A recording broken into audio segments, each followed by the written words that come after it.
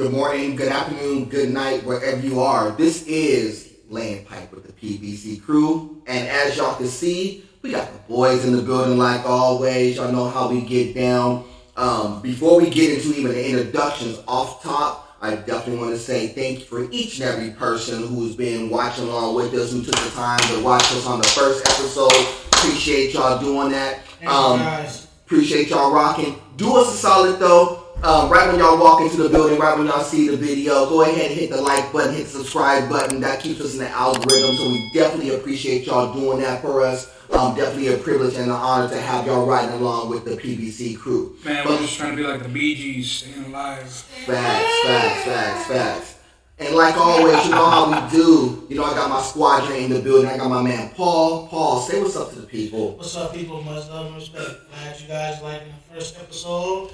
Appreciate all the likes and comments. And man, 80 views already? Yeah, we got some views cooking. And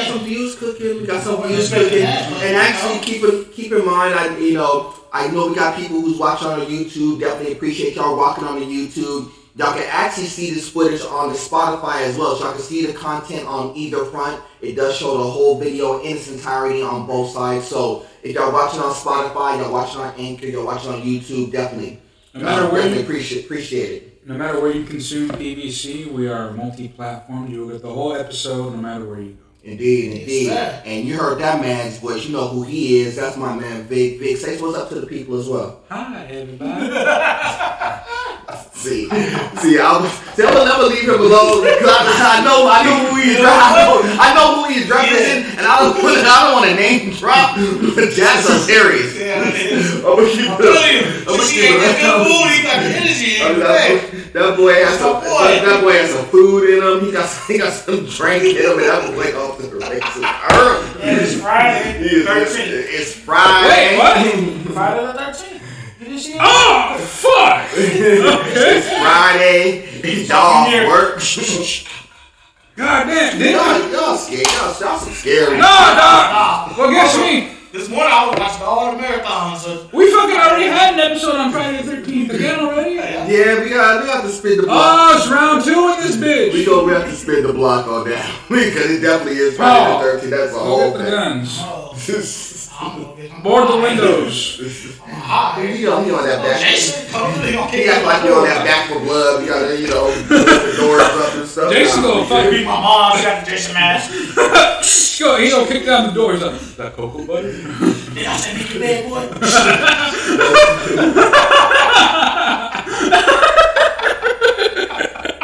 Oh, you're too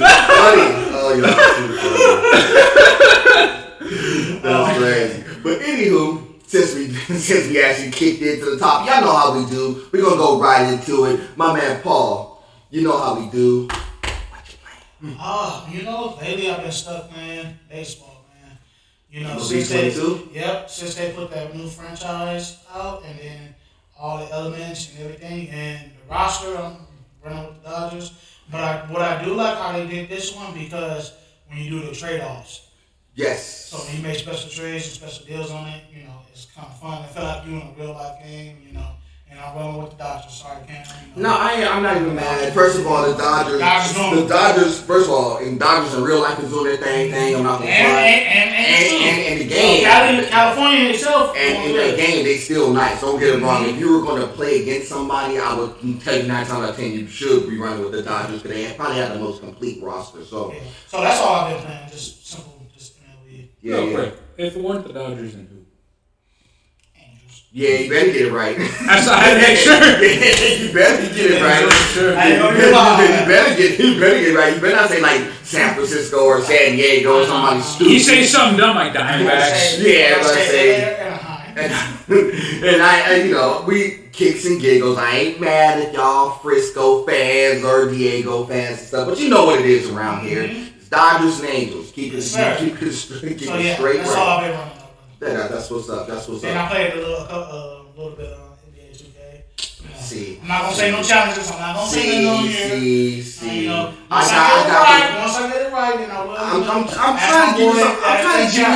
to give you some time. Yeah, give me a little time get your skills right. To make sure you know how to run some plays. Make sure you know how to green your shots. So I'm that phone call. Hey, I'm up online. Let's get it going. So as you know, when we do that, and that's something that we'll probably do down the line. I will actually probably put that on the. We'll probably hard record it and I'll put it on the Twitch page. We'll probably have it on the YouTube page. Yeah, pre-recorded stream. Yeah, so we'll probably have it on this page as well. So that's something to look forward to. So we definitely be putting some game stuff up as well. So. Well, yeah, but that's all I've been playing. So I'm gonna pass it to my boy Vic. Vic, what you been playing, my brother?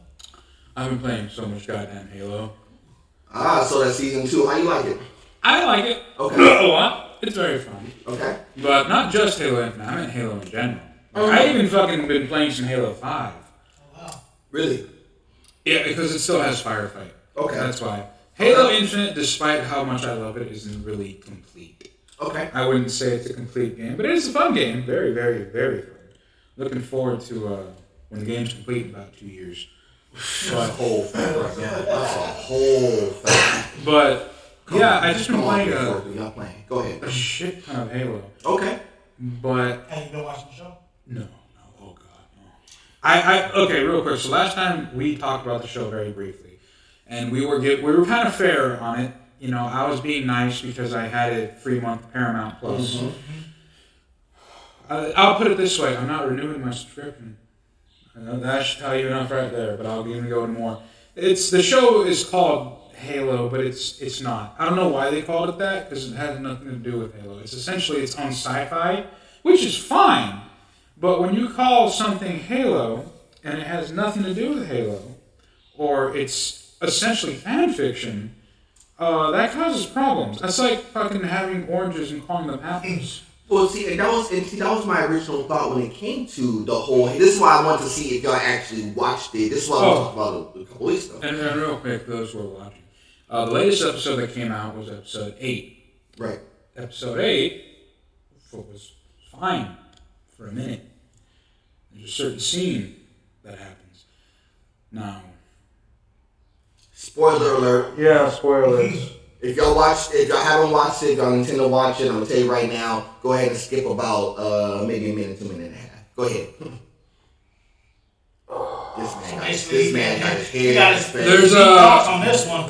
There's a sex scene with Master Chief and the fucking Covenant girl, and it's so bad. It's so fucking bad. You know, because I haven't watched the last episode. I've been watching. I just haven't had a chance to catch up. But I heard and I understand. And this is my problem because I know that when they did this, I know this was set to parallel what they were doing with Infinite. I do understand that. But the problem that I have with it is that you're really just trying to tell the Master Chief story, which, as a player of Halo, it's really hard to throw these extra concepts. Like, yeah, we know that he was probably in search. Go ahead. He ready to bomb away. Go ahead. So the thing is that you're trying to tell a story from Master Chief's perspective. Master Chief isn't really a character. He's a vessel for you to play. Exactly. Yeah. He's not a character. He has barely any dialogue, which is fine. Technically, if you play Halo, guess what? You are the Master Chief. Exactly. That's the thing. You're trying to make a character out of nothing. And when you try to make a character out of nothing, everyone who's ever played Halo has their own interpretation or perception of Chief. Obviously, you're going to get it very wrong when you try to make a character out of something that doesn't really have a whole lot of material. Personally, if you wanted to tell a Halo story, you didn't even have to use Master Chief. You could have made your own characters. Right, but see, that was my whole thing about... Oh, and real quick, the best part about it is that it's non-canonical, so that's the best part about it. I mean, which is fine, but see, that was part of my problem with Halo, is that how are you really going to tell Master Chief's story because he really never had one? Yeah. This is not you doing Uncharted. Great movie, by the way. You could actually do a whole series on that because you already have lore, you could already have branch points, you already have... You got 4 games, man. Yeah, but you already have... But the characters already have, definition of what those characters are. We have an idea of what it is. Kind of like Tomb Raider. Kind of like what they did with the Assassin's Creed, the series. Kind of like what they're going to probably do when they get Mass Effect off the ground. Halo, when they decided to do Halo, my problem with Halo in story form was that what are you really telling? I mean, you're trying to tell Master Chief's story who doesn't have a story. So this is one or three writers' interpretation of this Master Chief, which may not be your interpretation or your interpretation, my interpretation for that matter. Real quick, this is just from the perspective of the video games. Of course, there is Master Chief lore in the books and comics and all that stuff. We're talking about just the game. Of course. I'm not trying to upset any The only thing that, I have a problem with, because I feel like some of the characters that they chose for this in Halo wouldn't actually fit the people who actually played. Was it the little Asian girl? Mm-hmm. Actually, I thought she was funny, though. I didn't hate her. I didn't. She doesn't really fit, but I can get it because there is a lot of non-playables that you kind of squeeze in. Quan. That was her name, Quan. Yes. And then they had my boy from the Black Movie. Oh yeah, Bohemian Woodbine. I laughed when I saw and it. so that's what. And see, that's my other thing. It's like, okay, well, he's supposed to be a chief-like character too, who was just his running, basically running it. But when I first saw it, I'm like.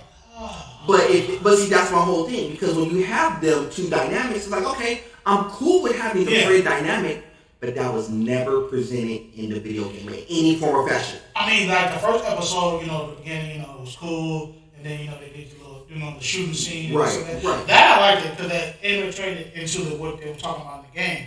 But when it cut off, I'm like, this don't make because sense. It didn't make no sense at all. The action was entertaining. Right. Yeah, but like I said, that action sequence, when you first watch it, fantastic. Mm-hmm. But you really didn't get much of that thereafter. Yeah. Because you're basically, it's more like a drama. Space opera. It's just like a drama. It's not even, because it really doesn't have too many funny points. It's really just like a bland drama space story, like with no dynamic. Oh god, next episode, Master Chief has to pay child support. Yeah, exactly. Like on some stupid stuff. You ain't wrong on some stupid stuff. So, what you been playing? But Yeah, sorry, we derailed there for a second. But no, we have to get there, because I'm gonna tell you right now, this is gonna be an episode where we do have a main topic, we will get there, but we're gonna go through a bunch of small topics prior to getting to there. So we're gonna get there. What you playing? I know, we get to what I'm playing, man. So what have I been playing? Good question. MLB 22, the show. I've been playing that. Look at these boys.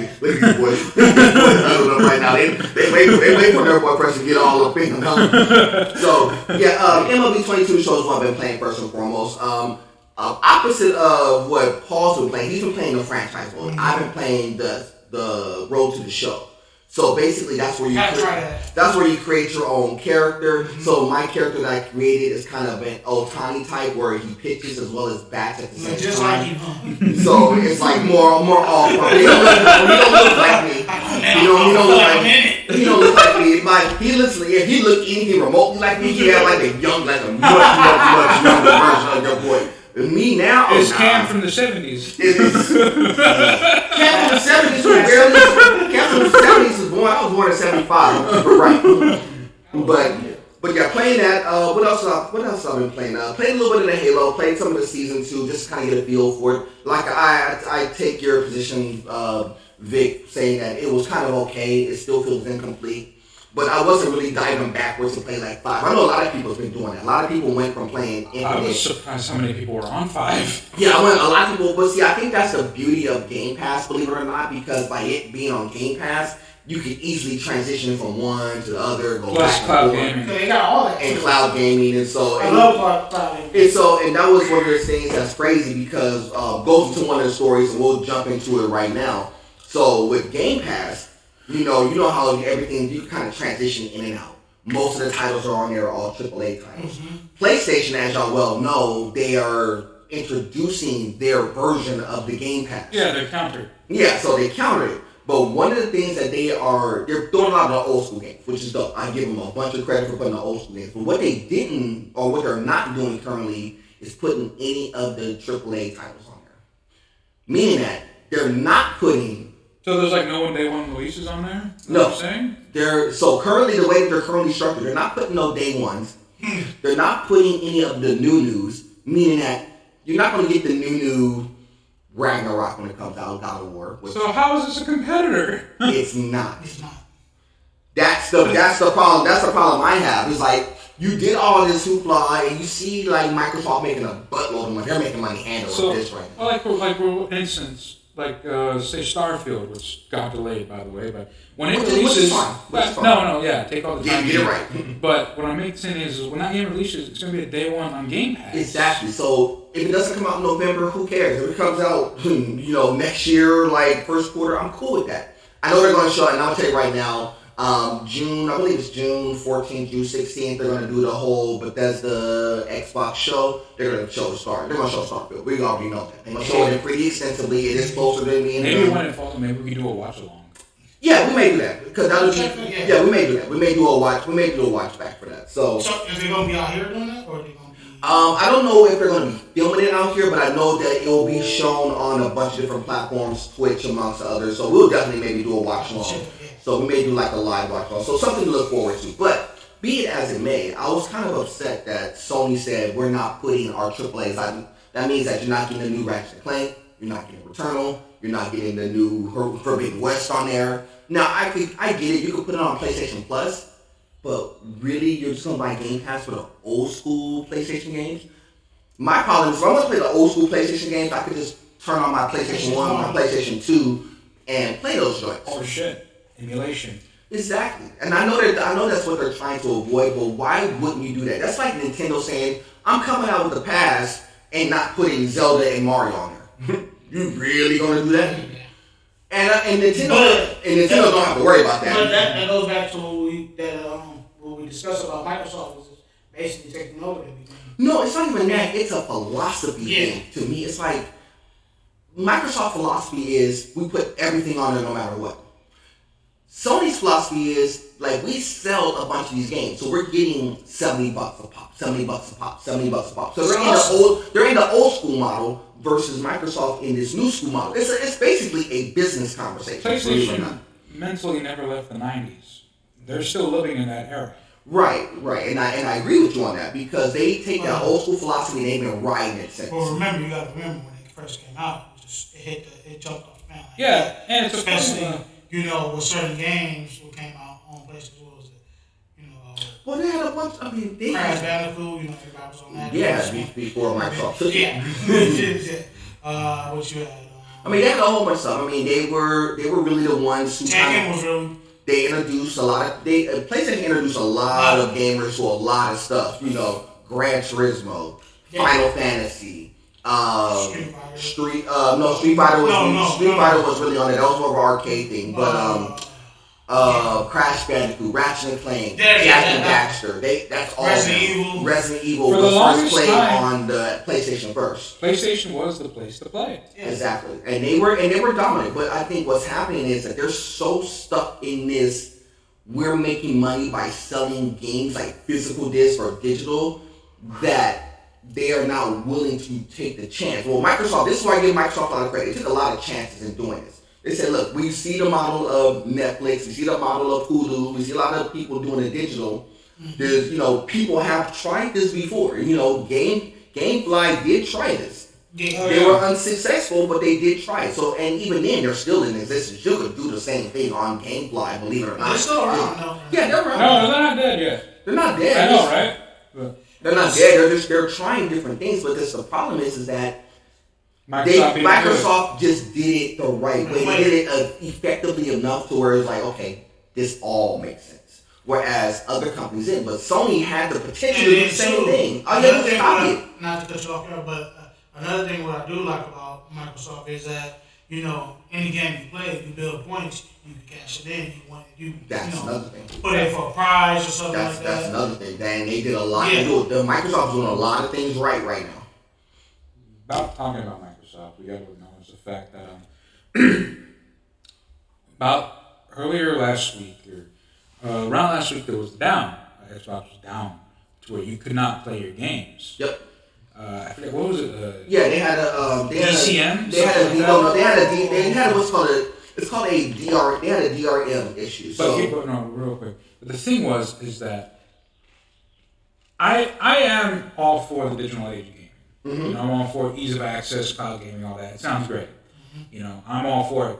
But this incident just revealed how fragile it is. Because even games you bought and downloaded into the system, you could not play. Right. So it just goes to show, this is like one of the reasons people still like having physical copies of this, basically playing old school is because you can still play your games. But yeah, I agree. But here's where the problem lies. Even if you had a disc, a lot of the updated information is digital. And that's why I wouldn't let you run. And that's why it didn't matter if you had a physical copy or not. And this is why I said to people, when you're buying the Series X versus the S, people were like, well, it has a disc drive. I could still go in the store and buy games. No. You can. No, I mean, not that. But here's the problem. Yeah. Anytime it does an update, and a lot of times those updates come day one, that disc, after that first update, is basically obsolete.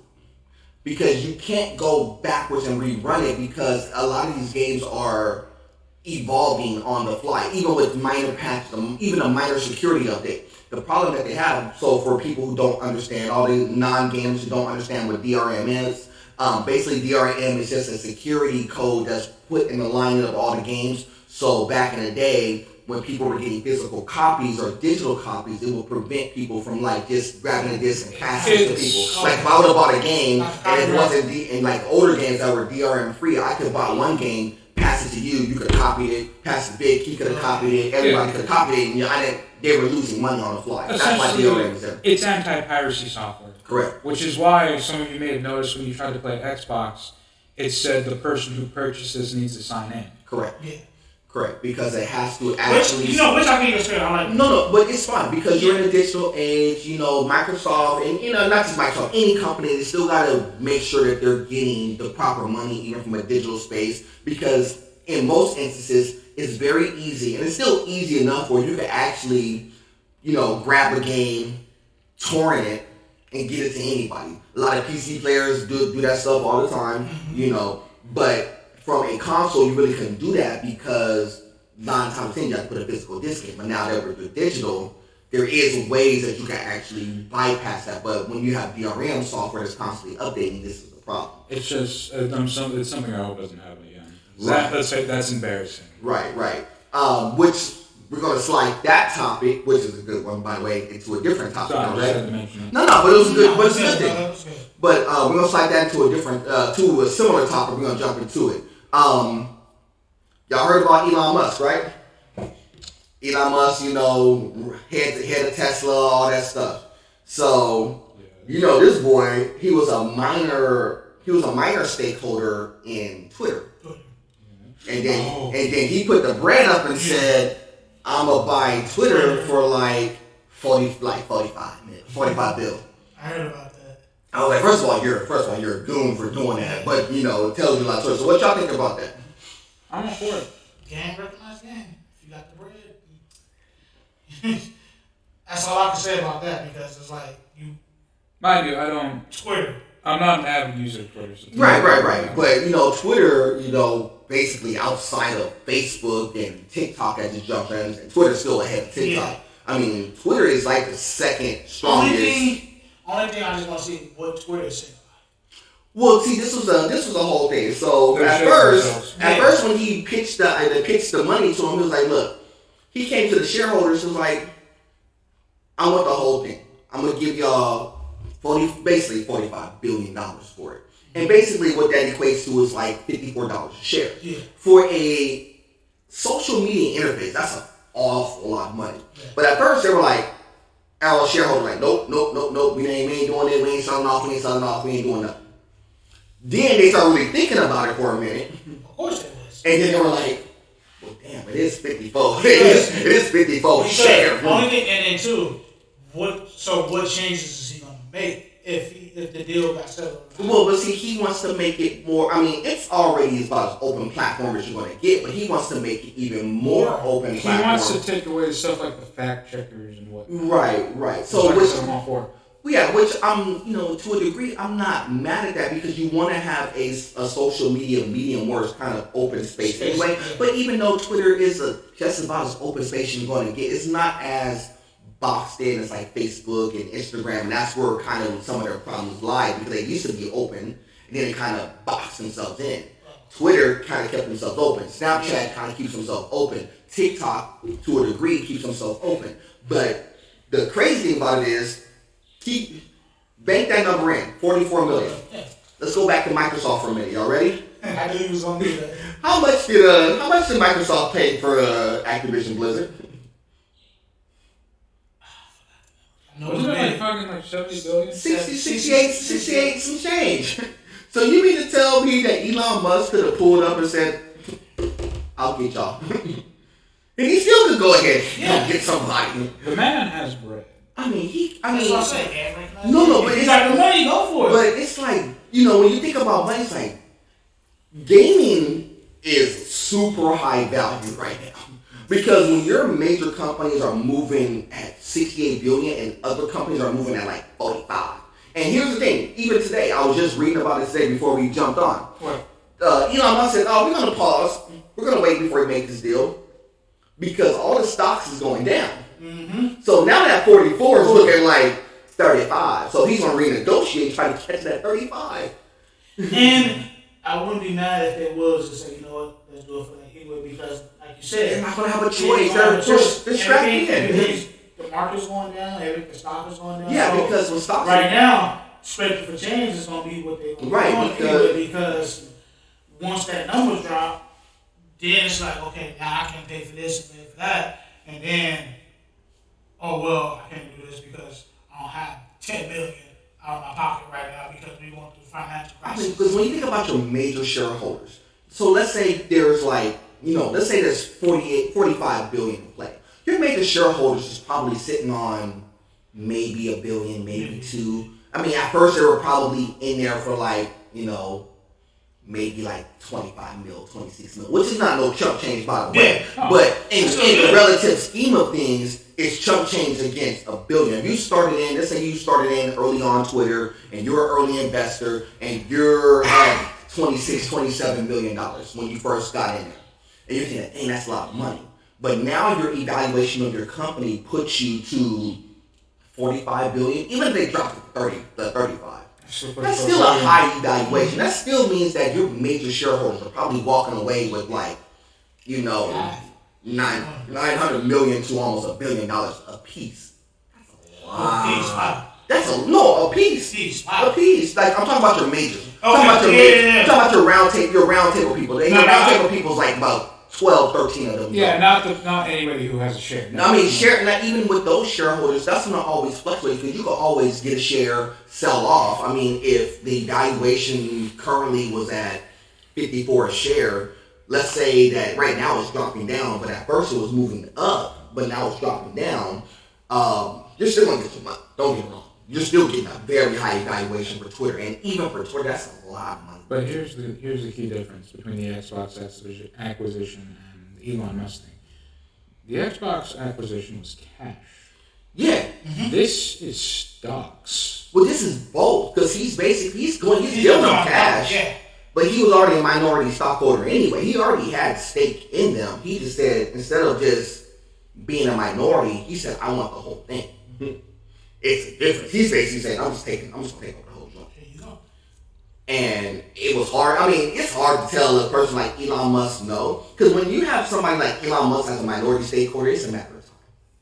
That was my first thing. It was like, okay, if that's your minority stakeholder, you just wait for him to say he feel like he wants to take it over. And he felt like he wanted to take it over now. Now, my question is, why now? Counter question, why not? Oh no, I get that. No, why not? You got the brand. Why not? I get it. But I'm trying to figure out why did he do it now versus a year ago, 2 years ago? 'Cause I'm pretty sure if he'd have done this during COVID, he would have got him at the cheap. Yeah. Could have been a stars aligned moment. Could be. 'Cause I know he has his hands in a lot of different things right now. Because he must have a lot of backers on this too. He's got enough to say that I want to do this. He's got a lot of avid supporters. Maybe because he was waiting for the right time to say, I got the money, I got the supporters, now it's his time. A lot of people roll with Elon. That's the one thing I have learned. I know he don't like a lot of people at the top. They kind of crazy. Because he knows it's going to turn into more bread. Yeah. So, they kind of crazy at the on top. that one. But I agree with you. I'm indifferent about it. Hustle's a hustle. And if you got, you gonna put it on the table. Yeah, I was just looking at bread, but I was just looking at the numbers like, dang, no, 45 billion. I was like, that's high. That's high. But then, like you said, if the market if it crashes down, you get it for cheaper. Yeah, I mean, they ain't gonna have no choice but to take. Right, because it's not finalized yet. They're in the process of finalizing. But like anything, it takes a while. Even the Activision Blizzard, they just finalized a couple of weeks ago. Yeah, we ain't gonna see the fruits of that till probably about late next year. Yeah, I mean, you'll start to see the beginnings of that because they're gonna put a couple of breaks on. This is why, if go back to your thing about why Starfield's getting backed up a little bit, because they're kind of staging this a little bit because they're trying to wait to finalize what they're doing with Activision Blizzard. I think what they're going to try to do is maybe get some of their team, like some of the pieces of those teams from like Sledge or one of them to go help Bethesda's team to make sure that they tighten up their games, which is a beautiful thing, by the way, because this is always one of those things that you will want. Probably Blizzard people. Yeah, because you have to you got Obsidian there. Now you got some of Blizzard's people there.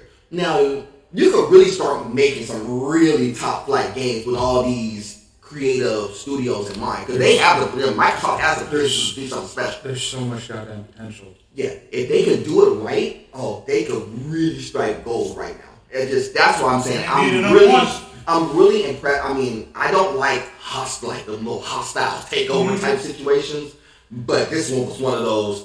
It's going to pay off for Microsoft in the long term.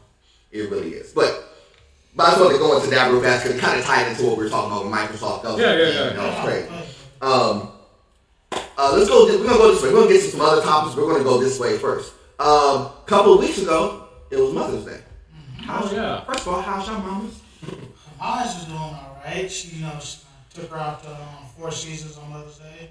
She was kind of upset because she really wanted to go there because she heard they had the best crab legs in town, but they didn't have the crab legs. But she enjoyed it. Expensive as shit though. She bottle of wine glass of wine was $9. But Four Seasons alright. I'm not gonna say it's the number one buffet place in town, but that's what she wanted to go. Yeah. And she enjoyed it.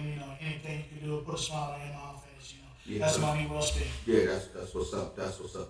What's up, big? How's mom? My mom's good. I do what I can to help her. I'm gonna take her to Lucille's pretty soon. Okay. Lucille. You said that with a capital. Hey, ain't nothing wrong with Lucille's. Delicious. But she's been wanting to go to Lucille's. The one by the mall. Mm-hmm, yeah. That one over there. So I'm gonna be taking her there pretty soon. Maybe this weekend. Okay. She likes stuff like Sizzler. Okay. Whatnot. She likes those kind of restaurants. She's old school. Yeah. Yes. I didn't. Moms, I love you, by the way. But when you hear the word Sizzler, the first thing you think is like, no, that's old school. But they around though. Is this? Ain't no wrong with Sizzler. She's been wanting to go to Lucille's, so I'm gonna take her there. That's what's up. And I just went with her, but yeah, she's fine. I do what I can as a son. But what about you, Ken? Oh, mom's dry. I talk to moms all the time. Matter of fact, she was texting your boy a few minutes ago, like making sure everything was good. But yeah, we're gonna hang out on Monday or Sunday. We're gonna go to breakfast and everything before I hit the job. Make sure we're good. But I wasn't able to do anything directly on Mother's Day because unfortunately the duty calls, and I was on the hill at the time. You don't need a day to spend time with your mom. Oh yeah, of course, and that was gonna be my first that was gonna be my first lead-in. I know everybody trying to make it a big deal, like, I have to do something on Mother's Day. No. But I never really felt like that. I was like, I love my moms all year round. Moms will always get anything and everything. She don't have to ask. Moms is always gonna be straight. But do you feel that we have to make it important on that particular day versus any other time throughout the day, any other time throughout the year? Do you think that her birthday is more important than Mother's Day, or like a random day? Do y'all do like random stuff for y'all moms from time to time? Hey, your mom, let's go do this. Mom's just gonna hang out and do that. For my mom, she's simple. As long as you got something to drink and some music, that's a you get her a bottle of wine. She got her drink and her two-step. That's my mom. And if she put a smile on your face, money well spent. So my mom was pretty simple. As long as you don't forget, and the thought that counts. So, but I don't think it's important. I say, your mom's birthday and Mother's Day.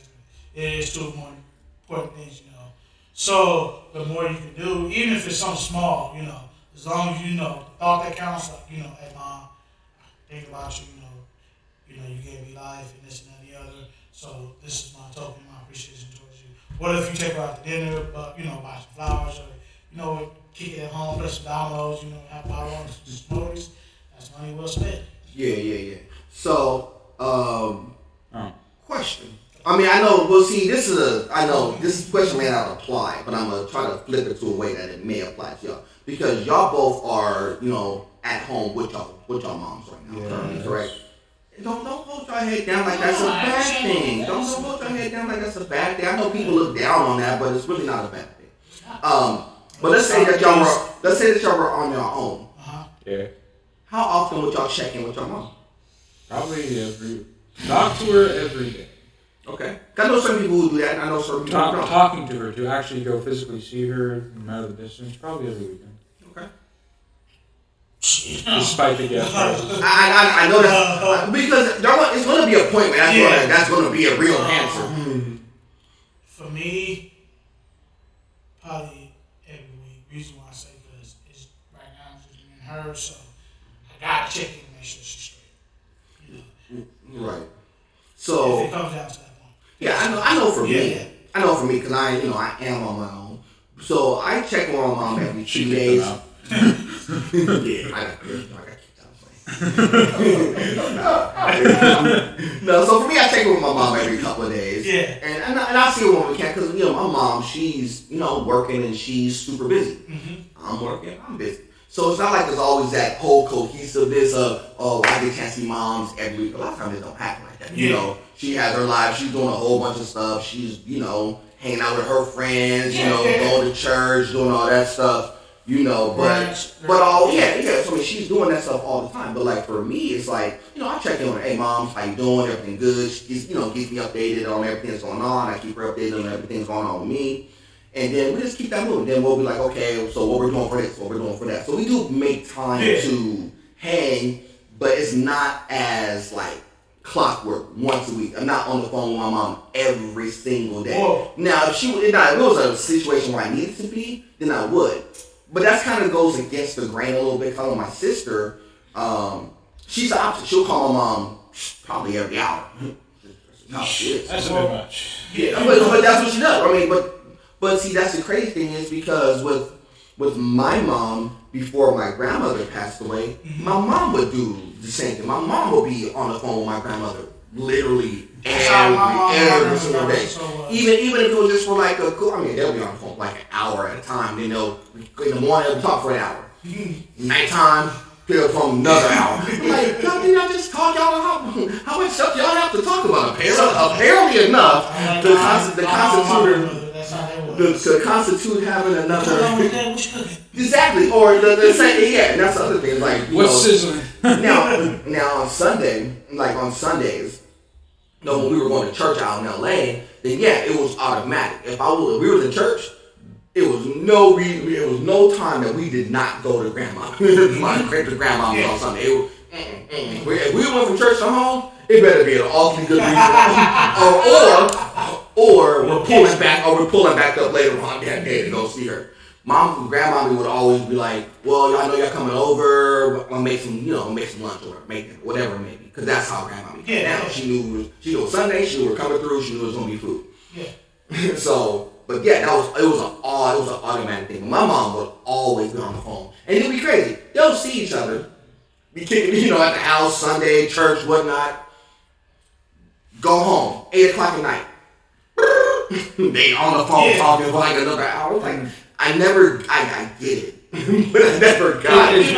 With that was because when I was alone for the first time, me and moms, it was kind of distance wise, but I always checked in like, everything good? Yeah, I'm good. Of course.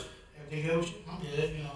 And we have some ups and downs. Of course. As a mother and son relationship, Mm-hmm.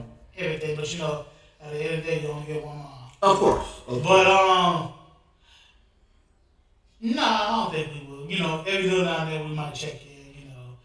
You still alive? Yeah. You alright? You good? You my buddy? You good? Alright, cool. So you dead? No, good. And that's You know, that's the kind of relationship me and my mom always had because, you Ain't know, nothing wrong with it.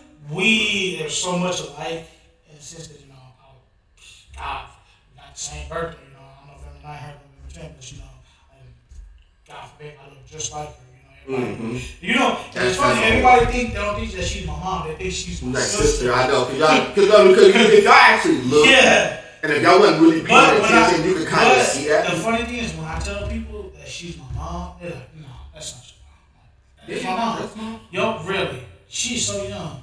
Yeah. You know, we got good genes. I can't help it. You know, that's a whole fact. But yeah, but at the end of the day, you know, it's, after all, you know, BS we've been through, ups and downs, family wise, you know. So I know we're on our mom topic. This is what we want to address. So I'm just addressing it in a question and answer form. What makes your mom special? She's mine. Besides that, if you were to end it, because I met your mom. I said hi to your mom, but we haven't really did the whole formal. What should I know about your mom? What makes her her? My mom. This one right here. Talk. This one right here. He tried to give a straight face. I was waiting for the laughs again. With my mom, she's charismatic in a good way because my mom can crack a joke and make you laugh, but then my mom can actually be serious and make you really, really think. Mm-hmm. That's my mom. I mean, one thing I can say about my mom, you know, and she could be a good mom or she could be the worst enemy, but at the same time, my mom never leaves us. And I can't say that for a lot of moms because, you know, we and my mom, we have a relationship, you know, good relationship, bad relationship, but I can always say my mother never left my side. And, you know, we didn't have too much as coming up, you know, and God rest my brother's soul, but at the same time, my mother never left our side. She was always there. Like, you know, I know she wished she could do more for us, but at the same time, you know, Mom's was always there, no matter what. I can turn my back and look over my shoulder. She's right there. She never left, never gave up. So, to answer your question, my mom can make you laugh and she can make you think. That's what's up. Big. Oh, and she did say she wanted me to let you know she wanted to do a mom and son skit. Oh yeah, we gonna get our moms involved and stuff. I know y'all want to see all the camera parts. We're gonna do that for sure. We're gonna get some stuff cooking. Don't worry. But another thing, what I do love about my mom can sing. She can sing. Really? If you throw a song out and you hear her voice, she be like, okay, sister. Okay, sister. Okay. You said she'll be swinging by at 11? Yeah, she'll be getting she gets off on Friday. She goes from 2:00 in the morning. She gets off at 10:30. You know, she pops in. But that's my mom. I look forward to my mom makes people laugh. Okay. And you know, another thing, my mom, she's a health person. You know, like if she knows the answers, she'll look for it and she'll give you, like, for example, you know, medical stuff. My mom, you know, and it's funny, people who went to school for nursing, who has actual license, go to my mom more than they So your mom's a nurse. Yeah. Okay. Well, she's on sister supply period, means she gets stuff ready of for course. Oh yeah. She preps. Any topic. But that's still hands on though. Any topic, they go to my mom. And they go to regular doctors. Yeah. So, you know, my mom's, you know, she knows her shit. That's facts. So that's the whole anytime I got an injury, hey mom, I got this. All right, this what you do. This what you need. And that's one thing my mom does. Sounds like my mom. Go ahead, bitch. So, what makes my mom special? It's got to be her patience, really. Her tolerance and her care. For a minute, it was just me and her. My dad was in prison. I didn't meet him until I was 5 years old. So the first 5 years of my life, it was just me and her. And we lived comfortably. Not perfect. We lived in a small room. We shared a bed, but it was just her and her baby boy. You know. she was very patient. I wasn't always a good child. I would be a little bratty or, trouble causing, but she never really got mad. Or if she did really good at hiding it. Okay. But she was also just so caring. She's still caring, of course. She still has a lot of these traits. If anything, she's just become more patient over time. And that's her thing. But as I've gotten older, I've learned to read the signs or see through the cracks. See past it, if you will. She is human. She gets, fed up or insecure or tired or angry, like anyone else. But she's good at hiding it. Okay. And that's one thing that I admire, because there are some parents out there who don't hide how they feel in front of their children.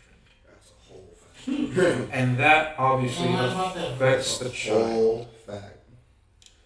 They let their anger or however they're feeling that day just right in front of the child, no filter. I've seen it where we work. I've seen it out and about. Hell, I've even said I've seen it at parks. Yeah. It's just a sad thing to see. But she never really did that. She didn't do that at all, I should say. And bless her heart, she always tried to be good advice. Always tried. Sometimes it was good.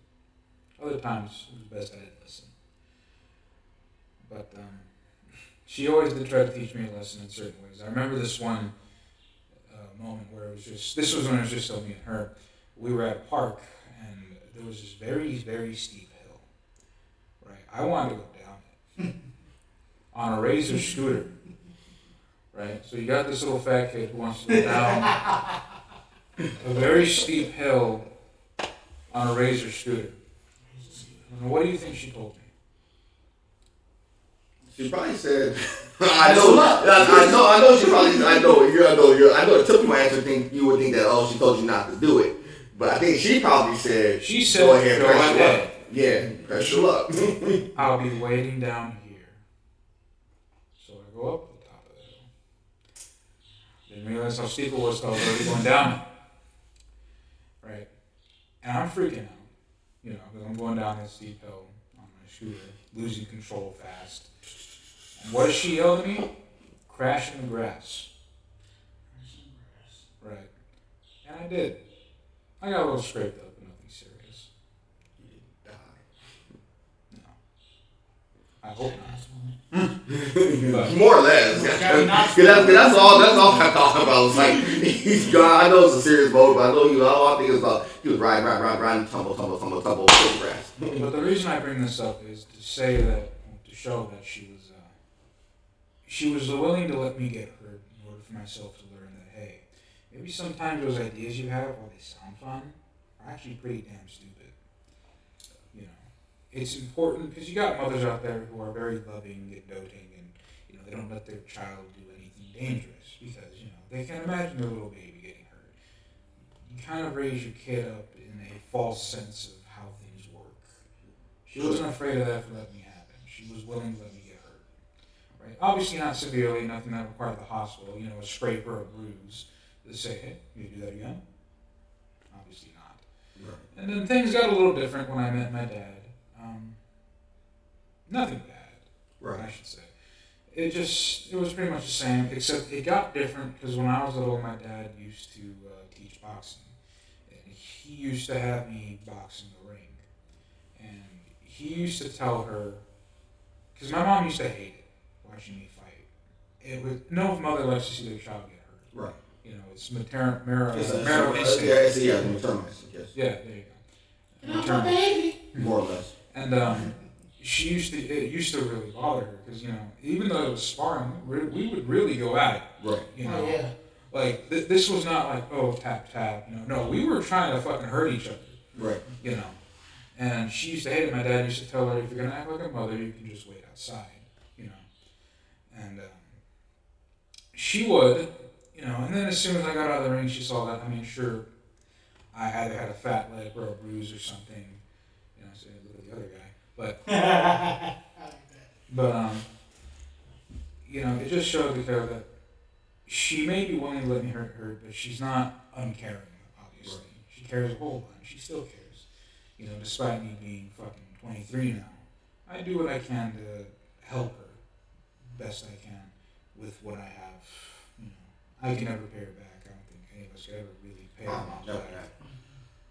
But derailed a little bit there. But no, yeah, I would say that's what makes my mom special to me. She'll always be special to me. Yeah, I get you. What about you, Ken? So my mom's, Will we ever meet Mrs. Fresh? See, you play too much.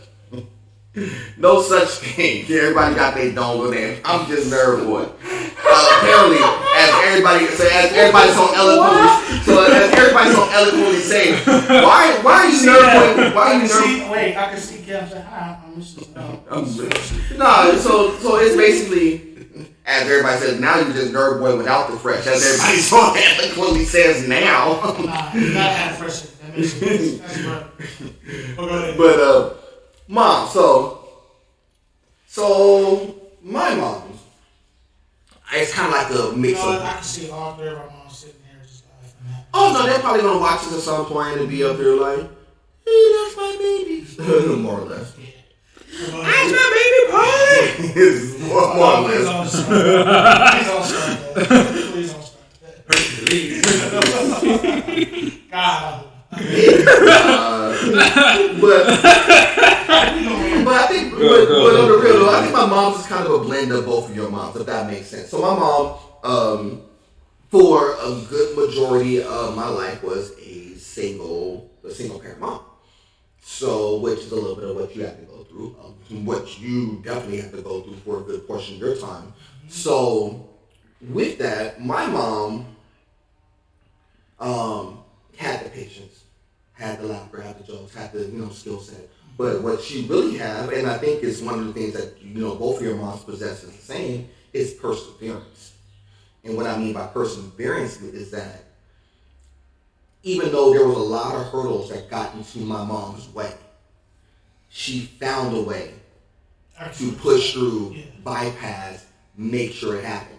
When my mom and dad were together, yes, it was one thing. It was kind of like your regular standard two-parent household. I learned a lot from both of them, pretty much, but it was more my dad dominating things versus my mom. When they separated, I was 10 years old, and then when that happened, my mom, I felt that I had to make a tough decision, but my mom had to make a lot of tough decisions thereafter. I'm breaking up with my husband. Where do we go? So we had to bounce from spot to spot to spot to spot. But even though she was getting help, she didn't really ask a lot of people for help. She would make a way to make that happen. When I was born, she was working at Thrifty's, Rite Aid for the people who are younger. But back in the day, Rite Aid used to be a company called Thrifty's. And so if you actually pay attention, if you actually go into a Rite Aid and you go and see the ice cream on there, it actually still says Thrifty's. This one I used to look was one in Linwood and one in Top. Now, side note before I continue my mom's story, chocolate multi crunch. But says chocolate multi crunch, pistachio nut, and the coconut pineapple. All three, any one of them three straight. Anyway, off the ice cream conversation. So that's a whole nother episode. Off the ice cream conversation. But I just want to make sure if y'all go to Thrifty's, y'all get one of them three. Or Rite Aid, excuse me. All right, come on. But that's my mom, it was like the perseverance type of it. She was really would persevere. She went from,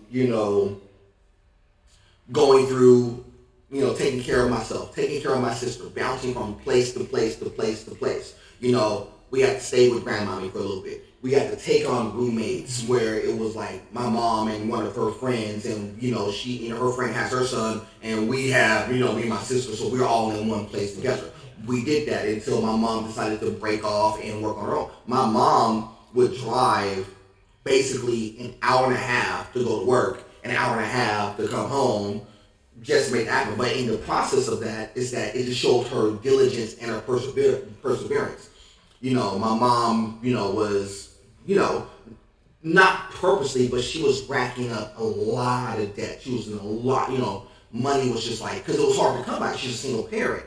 We understood.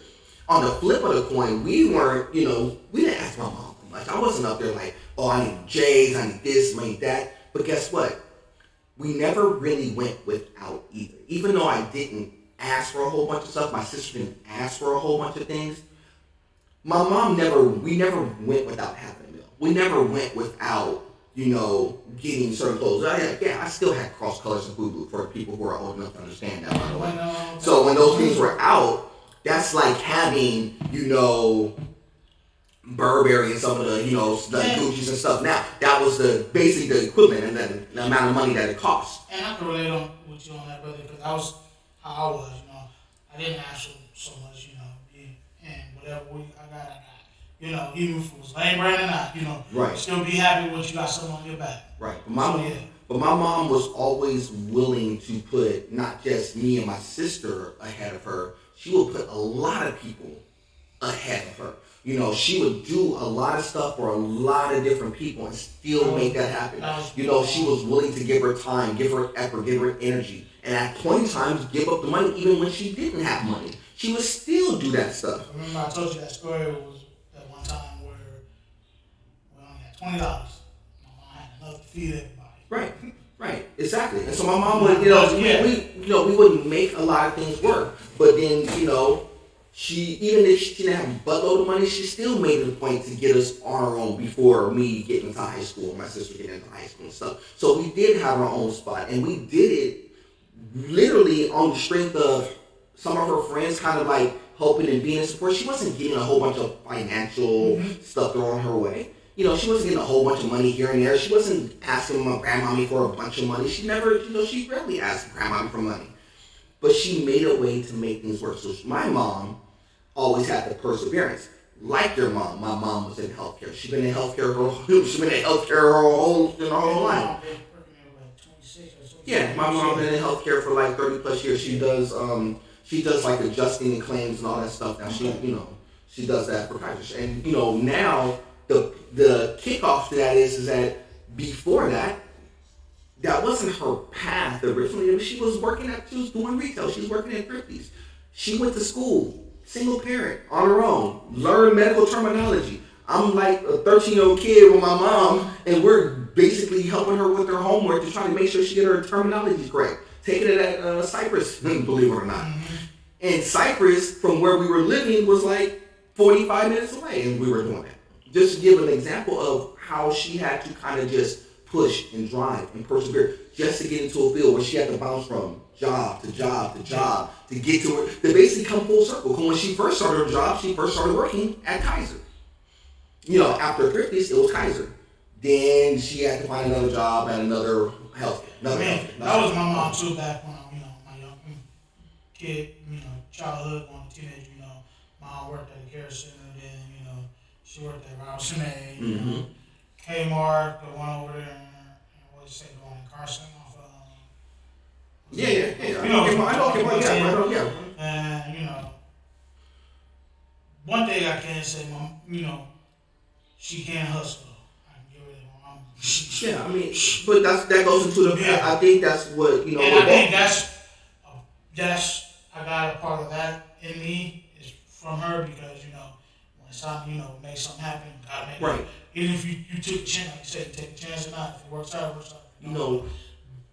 I will say this: my mom was always good at that. Right. If I gotta go, gotta go hustle, make sure we meet this deadline. It's gonna make it happen. Yeah, So that part I can give that to my mom. Right, and my mom, always in church every Sunday. A lot of what we built, we were always like clockwork. Sunday church, Friday youth group. We were always in church. It was like clockwork. And I had zero. No, and I know some people get all mad about that. I'm like, I had zero problem with that because it kind of built who she was. It built who I am. It built a lot of things in that process. I was just thinking of a young Cameron in youth group. Oh yeah, I was same way. I see Cameron. I was the same way. It was no different. I everything in church I did all of that. It was no different. I know y'all think that I am much different than that. I'm really not. No. I'm just thinking like, so you've always been a DJ of sorts. Right? I'm just thinking of Reverend Cameron, spin that shit. Now, Y'all know, and y'all know I have y'all know I have my music group Cross Culture. We did Christian hip hop. We were at churches and stuff all the time. That was pretty normal. That was pretty normal. So can I ask you a question? So for you and your mom, like, has there ever been a situation when you know, like something like we come together so quick, like something happened, like oh, me and Cam already know what it is right there. Oh, so well, that happens all the time. I mean, so. The one thing that because we don't, even though we don't talk every single day, it's not like me and my mom are like off the same page. Something can happen with the family and we'll be like, okay, cool. Yeah. Like we were like something was supposed to happen where we were supposed to go to my grandfather's for his birthday. Most of the family couldn't go. I so happened to have the day off. I was like, all right, let's roll. Let's just go ahead and do it. I mean, things could come together where we could just click. Something happened with the car, you know. Mom was like, hey, what do you need me to do? Hey, come through, just do this, and we're good to go. I mean, so we always are on the same page. We never really had major conflict.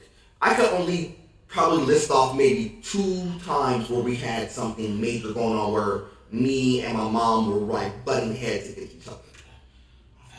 You know, I know a lot of people have that more times. Me and my mom, we really never had that. And part of that is that, you know, because of the love I have for my mom, I have the respect for her just the same. Does that make sense? So I'm not going to be the one to always be like rattling off crazy. I don't talk crazy to my mom like that. That's a form of love. That's a form of respect. If I love my mom, respect my mom, I'm not going to be sitting there talking crazy, and I'm sure not going to let nobody else talk crazy around her, about her, to her, no matter what. You know, even family members don't get too sideways if I'm in the presence of them talking crazy. And they may say it when I'm not there, but they absolutely sure ain't going to say it when I am. And it's the same thing because we're not going to allow that. Because I always came to a point where it's always going to be a form of respect and a form of love at all times. And, you know, my mom, she can yell. And I think I got that bad too. Like when I'm pissed off at something, I'm gonna let you know. Right. Yeah. But see, I just approached it different. Yeah. You know, You know, the couple of times that I quote unquote yelled at my mom. I'll tell you. I'll tell the story. I wasn't going to, because I don't want to disclose it. But I'll tell you. First time I yelled at my mom.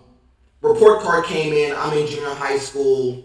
Report card came in, and I guess I was getting a D at the time. And I had an incident at the junior high school, and it was like, it's not a fight, but almost a fight. I got home. My mom was telling me about it, and I cussed at her. And she hit me, and I flinched like I was going to hit back because she was grabbing something. And then she, you know, but I wasn't, you know, I wasn't going to hit my mom. I wasn't going to hit my mom. I wasn't going to hit my mom. It's a reaction. But it was just kind of like one of those instant you get hit. You get hit. I think I was, and I didn't really mean, you know, it wasn't like I would never ever do something like that. But it was one of the times. It was one of those natural reactions. It was just natural reaction. I didn't really. It was just like I kind of moved. I wasn't really. Funny. It's not like you squared up. Right. No, I didn't know, because if I was squared up, it would have been a different conversation. I wouldn't be here to talk about it right now. You know, most mamas is into like the spoon, the Swiss. We can talk that. We old school. Yeah. So that was one time, and that was in junior high school. And I said that will never happen again. Here's the second time. I was dating one of my exes at the time. We're at a party, we're at a family function, by the way. Went to the party, and we had one big conversation piece about my ex at that time. She didn't really like my ex at the time. We had a little big issue. I'm not gonna go into too many details, but it was one of those things where I still wanted my mom and my ex to meet at that time, because it was just one of those. You know, still, if I'm with somebody, present them to her, you know, do it the right way. Even if they didn't like each other, I still want to do it anyway. They know about each other. Right. But the conversation piece didn't go well. And then we had a big old blow-up conversation in front of the family about that. You know, I remember that because my ex stormed off. She was mad, got into the car, drove away. My mom was mad. My family's trying to be like, hey, you know, son, don't worry about it. Grandma was still alive at the time. And I remember Grandma saying, don't worry about it. Calm down. Everything's going to be all right. Don't worry about it. You're going to be fine.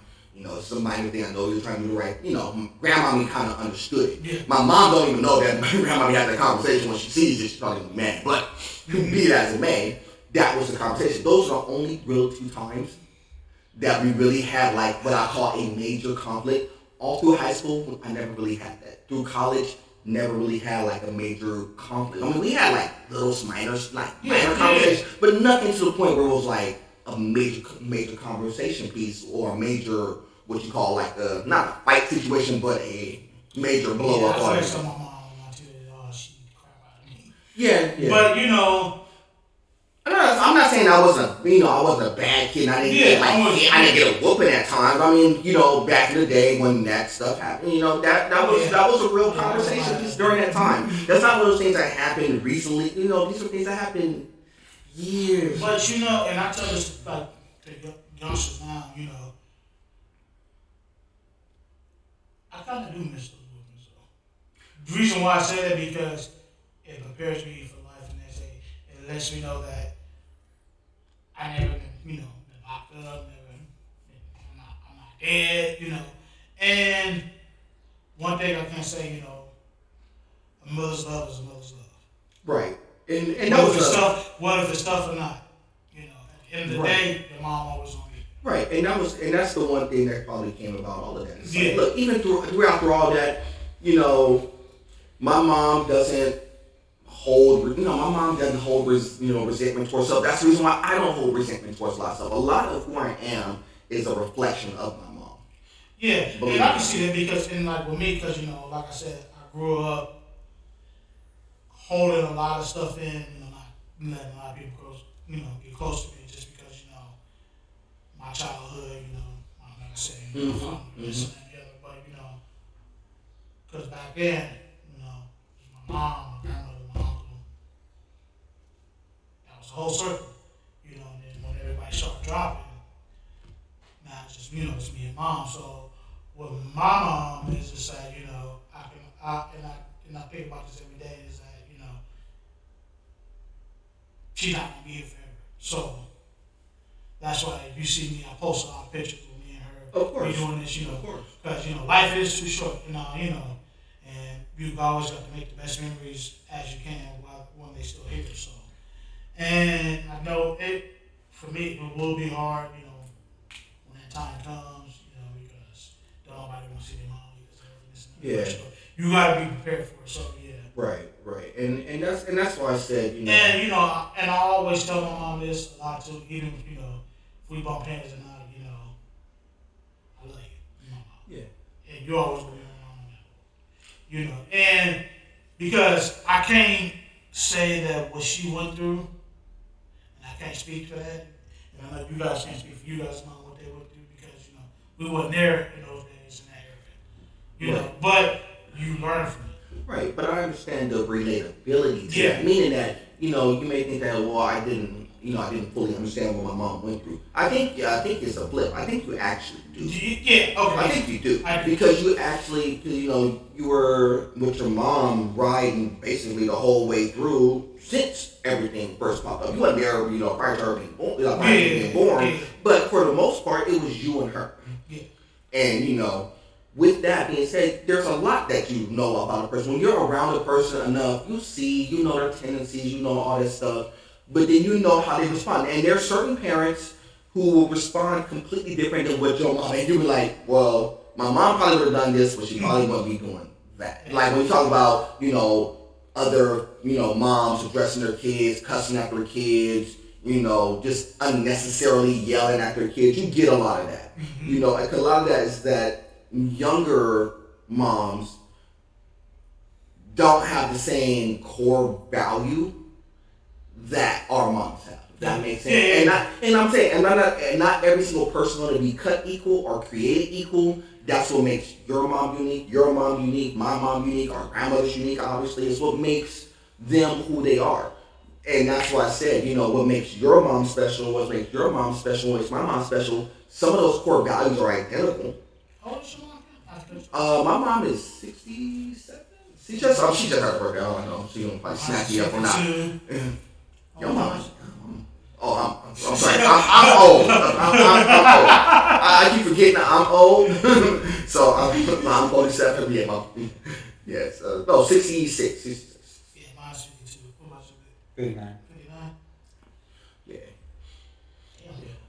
Yeah, no, it's me. I'm old. Really? I mean, I'm old. My mom had me when I was, my mom had me when I was when she was relatively young. But the one thing that like you said, my mom was always there. Any event that I did, she did. Young, old. Not even when I was on stage. I'm rolling my work cross culture.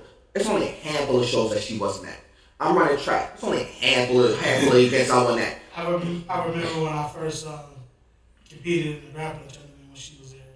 I could hear her in the stand, come on, boy, that's my baby. Yep. And I got emotional for a second, like my mom said me, compete. Seeing that, I mean, No, I'm sorry. It's just, I'm thinking of that fucking scene from Nacho Libre at the end.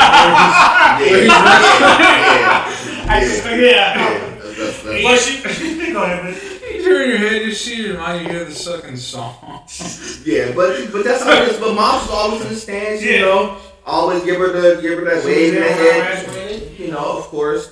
One of the things was like it's cool for me is to have her see me walk the stage for elementary, walk the stage for junior high, walk the stage for high school, walk the stage for college. She had a chance to see both of her kids do both. Most people don't get a chance to see all that. She was the one that got married. Yeah, so to be able to see all that is one thing, just so she could have that experience, because that's literally what she wanted. 2/3 of the reason why I went to college was really because mom said she wanted that's what she wanted from me and my sister. So we did. Literally, I didn't have to go. I could have, been doing exactly the same thing with or without college. But the reason why I did do it was because of her. I have a question for both of you.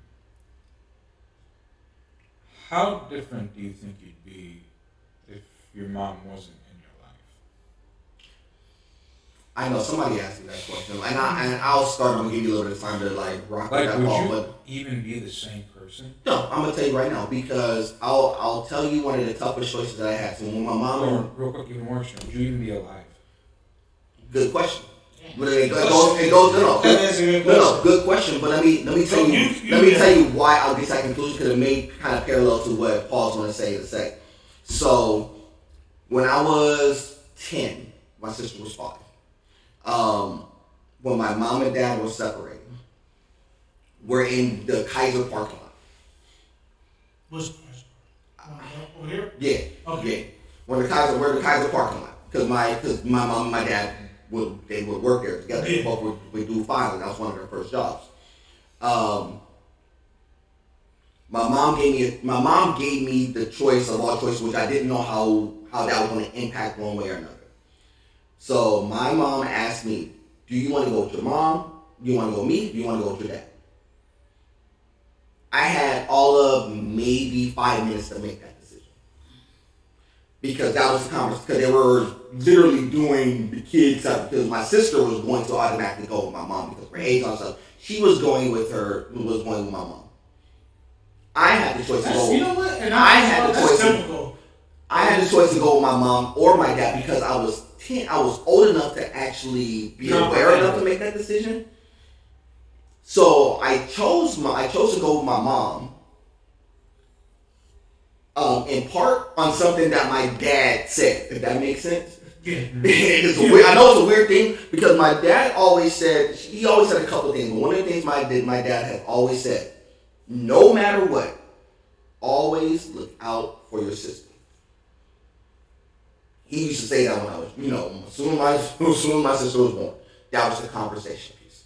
So when that time came, part of that decision was look out for my sister. So when my sister goes, I'm there.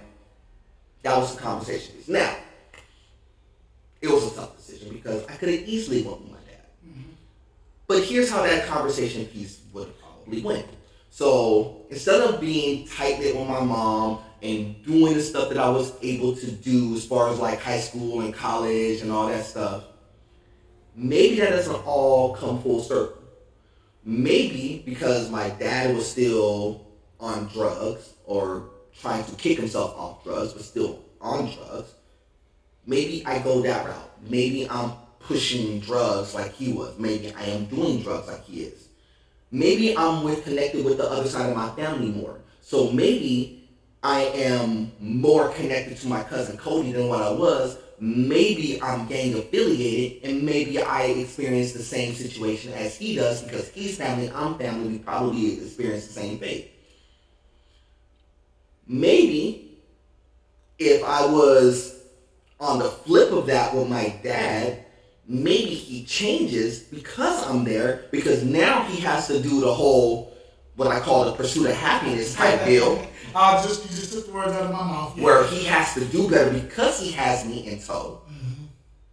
Maybe that's the case. Maybe I'm not with my dad at all. Maybe because my dad is still trying to kick stuff, and I get kicked out to one of my other family members. Maybe I'm with my cousin Jock or my cousin Kamika, or I'm with one of my Aunt Linda or my Aunt Gladys. So a lot of variables. Yeah, a lot of things could have changed in that equation because of a decision that had to be made. So would it have been different? The answer is obviously yes, but to what degree? It could have been a lot worse, but easily could have been a lot better. But I could tell you that the tendency would have been is that I don't know, because if you take what happened with the experiences of my family on that side, a lot of them were gang affiliated at the time. A lot of them were on drugs. A lot of them were alcohol heavy.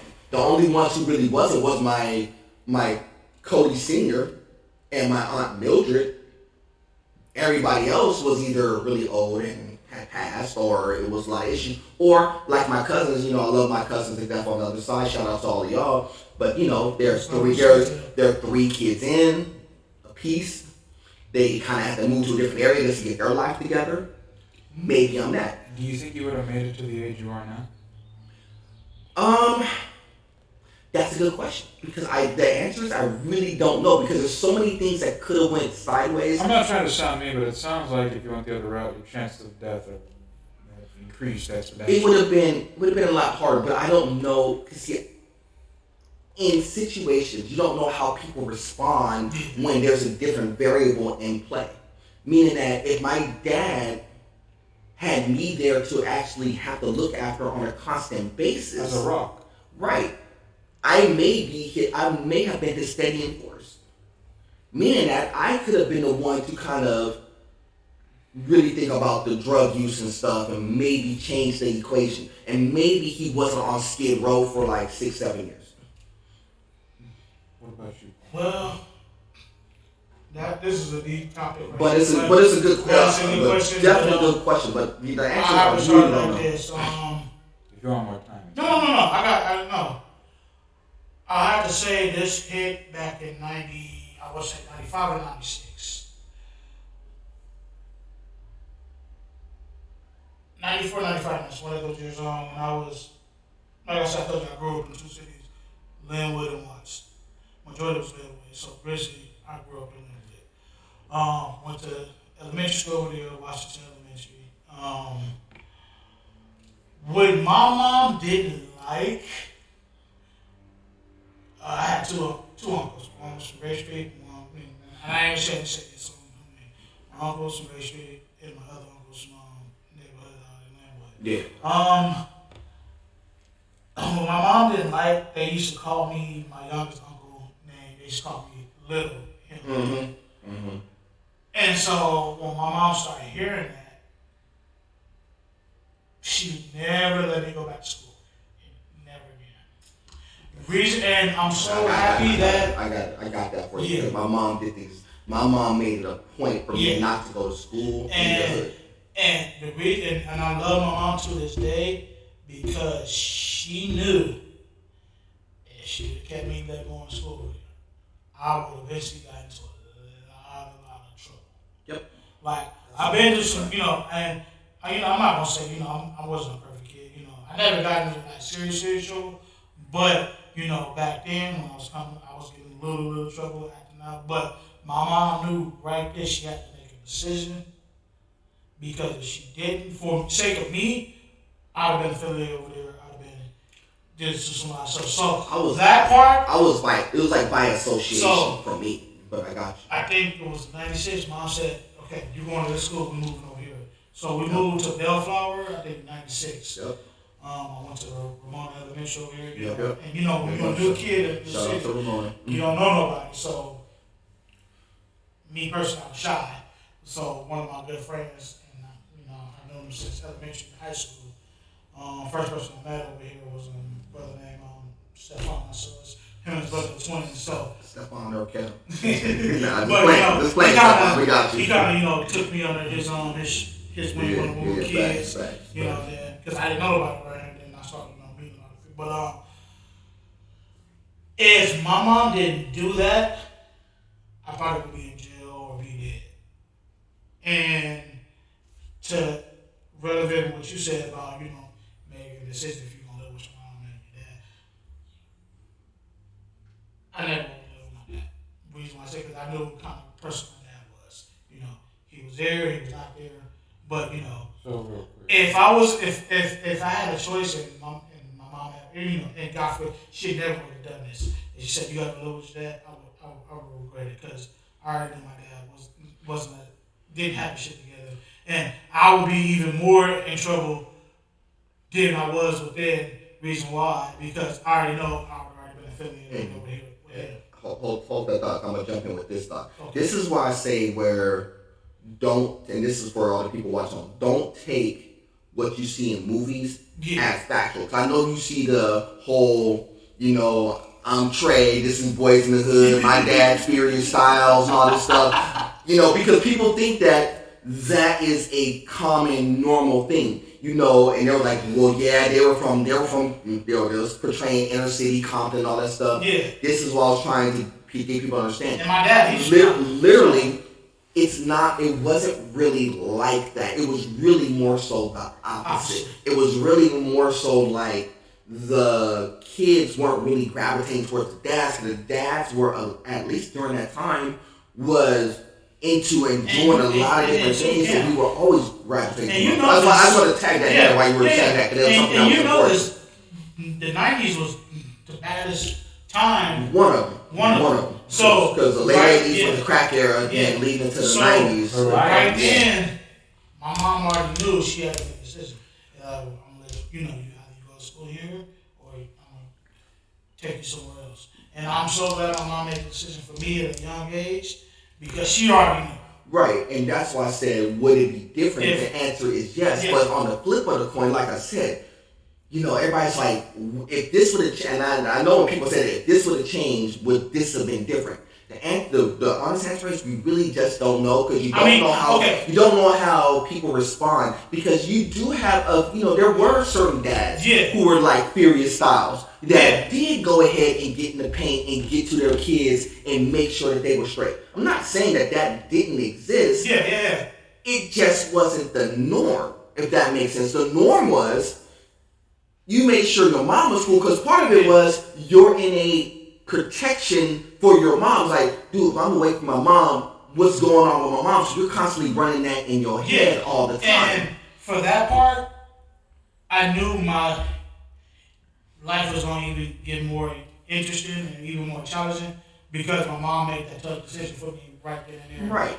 And to say the least, I'm not going to say, things would have been different, because anywhere you go, it's always going to be ups and downs and tough roads. You're always going to run into the bad element, whether you're affiliated or not. Right. But even if it wasn't even a gang quote unquote situation, because you had peoples, pops, uncles, peoples who were obviously people know enough, and obviously by association you're going to get known like, you may not be this, but you're connected to this person. Obviously you're automatically by default in this box. Yes, my cousin was in one game, my other cousin was in a different game. I'm not going to name drop which games they were, because I don't want no blowback behind that. But be it as it may, they were on two opposite ends of the spectrum. They would go to family functions and fight because of how opposite ends of the spectrum that was. But me being in the middle, being related to them, I'm a piece of them. Yeah. So I was by association like that. So when my mom made it a point to, my grandmother would be in Lamar Park. One of the elementary and junior high school was the top magnet school in the state. But because it was in the hood in Lamar Park, she was like, you're not going to school here. Mm-hmm. So I had to go to school way out in Carson with my cousins for a period of time until we moved to Baldwin Park, where I went to Sierra Vista Junior High, Sierra Vista High School. Shout out to both of y'all, by the way, all my peoples out there. Shout out to all my peoples out there, and to all my high school peoples out there. Artesia High School, class of '93. You know, shout out to all of y'all. Yeah. Old man on campus. Shout out to my squadron out there. You know, I love y'all to death. But be it as it may, I wouldn't have got to Artesia. I wouldn't have got to Sierra Vista Junior High and high school. And I wouldn't have had that experience. I would have never, I swear to God, I would have never graduated if my mom didn't make the decision right there. More importantly, remember in the last episode, or episode 17-1? 17-1. This 18. Good question about that. Yeah. Remember when we talked about how people don't branch out of their hood? Yeah. Or branch out of their city? Yeah. That easily could have been me. Yeah. I easily could have been just, I'm in this box, this is my world. I wouldn't have been able to experience it. Part of the reason why I was able to experience it is because my mom made it a point for me to go to these other places to force me to experience it. Yeah. So instead of just knowing about just inner city LA, I was able to understand about Baldwin Park, California, which is 30 minutes out from inner city LA, which I was able to learn about Lakewood, Artesia, and Orange County and stuff, which from Baldwin Park is another 30 minutes away. And I know people think that, well, that's pretty short distance, but in a city like LA and in California, those are very distinct differences between. And as a kid, I asked myself, what was so special about Bellflower, Mom? You know, and she just said, you know, it's a different. She told me every young, it's a different experience. We don't know what we're gonna get, baby. But if you think about it in terms now, you absolutely understand the differences between being in Linwood, which is, keep in mind, Linwood versus Bellflower is only 15 minutes away, by the way. Yeah. They're not even that far apart, but they are completely different experiences. And I love Bellflower to death, and I live here for a long time. Yeah, Bellflower, sure. It's a beautiful city, you know. Straight. You get some elements at the time, but you know what you get. And I think for my mom was she loved the city so much that she knew that we was gonna be okay. Yep. So shout out to my mom for making that, you know, because she already knew for then. Hi, Mama. I know. But yeah. But a definitely good. But a good portion of that, you know. It's just, it's just we don't know. Because I don't know where I'll be. Well, you know, that's what I said last episode. It's tough. It's just like for you, Vic. I mean, it's like if you took, let's say that your mom wasn't there when your dad was in prison. Oh, I know. What's the scenario? I know who I would have lived with. I would have lived with my Nino. Okay. I would have lived with him. He loved me. Right. Still loves me, but yeah, I probably would have been living with him. Right. You know, and then after my dad got out, I don't know if I would have went to live with him. I don't know how that situation would have turned out. I'll tell you this much: Victor wouldn't exist. That the Victor you see before you would not exist. Actually, I'd probably be just Gilbert. That's my middle name, by the way. Wait, hold on. Pause. I know he did kind of like slip that one in there. So Victor Gilbert. So BGG. My full name is Victor Gilbert Garcia. BGG. I used to alternate between the two through middle school. So for 6th grade, I was Victor. 7th, Gilbert. 8th grade, Victor. Still beautiful names. It just rhymes when you said that. Yeah. But I most likely would have been Gilbert because that was my dad's name. And he probably would have started calling me that. My mom picked the name Victor. That was my other thing. So since we all mom stuff, did your mom pick your names, or did your dad pick your names, or did they have to negotiate like my mom and dad had to do in regards to the name? My mom wanted to name me after my uncle first because his name was Vincent. And then she said I wanted to name you Jonathan. I wanted to name you Anthony. My father wouldn't have that. He said if anything, he gonna take over my name. So I'm the third. Gotcha. So your mom got overruled. Yeah. Got it. My dad, that's one thing, And I'm kind of glad because it's simple. Paul, Yeah, it's fine, but it's like, look, man, it's Paul Bruno. You got PB&B. All you're missing is J.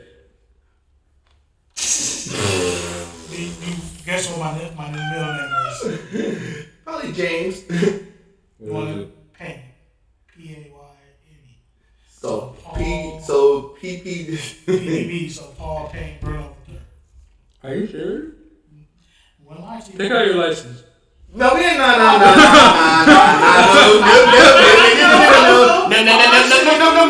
You can't. Don't show it on the camera. Oh my God! It's right there. It's like Max Payne. Yeah, exactly. No, I don't. Max Payne. But my dad won that argument. So for me it was a negotiation. My mom and my dad basically had to negotiate. So Cameron came from my mom. My mom, Lady Cam. I wouldn't have. My dad would have had his way. It would have been flipped, believe it or not. So I was going to be named Kareem because my dad, diehard Laker fan, loved Kareem Abdul-Jabbar. I was going to be, my middle name would have been my first name. It would have been Kareem. Cameron would have probably been my middle name because that's what my mom chose. Kareem is your middle name? Yes, Kareem. Cameron, Kareem, Brandon, CK. We all just living fun stuff today. So I know most people don't get that, but I would have been named Kareem as opposed to Cameron if my dad would have fully got his way. But they had to literally negotiate. Now Cam came, I guess, from what my mom said. I have to ask her again, but from what it was told, from what I remember, it was from one of the soap operas my mom used to watch back in the day that had the name Cameron in there, which also she was able to name my sister with her middle name. And I asked my mom this when we talked about this last, I said, why would you want to name me Anthony? I mean, whatever name. I said, what made you pick it? She said, I just liked that name. Anthony? Yeah, she wanted to name me Anthony. You're not an Anthony at all. Yeah. But one time she said she wanted to name me Jonathan. But see, here's the thing. Y'all don't have kids yet, but when y'all have kids, you won't understand that there's certain names that are pre-cut, and you're like, okay, I'm a name. Like, I asked her, I said, okay, so what about my brother? Did you have the other name? She said, nah, his name was always no matter what. Like for my kids, believe it or not, I was able to name both of them. I didn't get no pushback from her mom. We do ideas. It wasn't like it was just what I said went and that was, it was old, but it was one of those, we did talk about it, but I was able to choose my son and my daughter's first and middle name, believe it or not. So it wasn't like it was a, I was, and I was cool with that. Now, I thank my ex for that. Mm-hmm. But, one of the things, talking about moms, one of the things before we split topics real fast is that somebody had asked me this, and I think it's important. I know it doesn't necessarily apply to you, but it does apply to somebody like me in my position. Well, so if you are separated from the person whom you have kids with, as the guy, do you tell the mother of your kids, Happy Mother's Day? Well, it depends. Was it a clean break? Messy? No, I'm just saying this in general. Either way, doesn't matter. Do you tell the mother of your kids, Happy Mother's Day? As a form of... I know... I see the face. He got... I would say just to keep things friendly, not to piss off nobody. No, we on the Speak the Truth, Shame the Devil podcast. Almost had kids. I lost one. Yes. Why? Because at the end of the day, regardless of what the mom and dad go through, if they hate each other, that's still going to be the mother of your kids no matter what. So for me, it's still important. That's right. But if you together or not. Yeah, and you know what? And on a... Because, you can talk shit to each other. And that's another strength, and I always felt that, for me, this is where I was... this is why I said I was like... No. For me, because it's a legit question. I know a lot of people deal with these situations all the time. Yeah. I know for me and my ex, whom I have both of my kids with, by the way, it's weird, and and at some point in time, I will go through a whole big thing of what happened, why it split, why we are, how we handle the kids. I will do an episode where we actually sit down and talk about that. But in this particular aspect of it, I don't tell her Happy Mother's Day.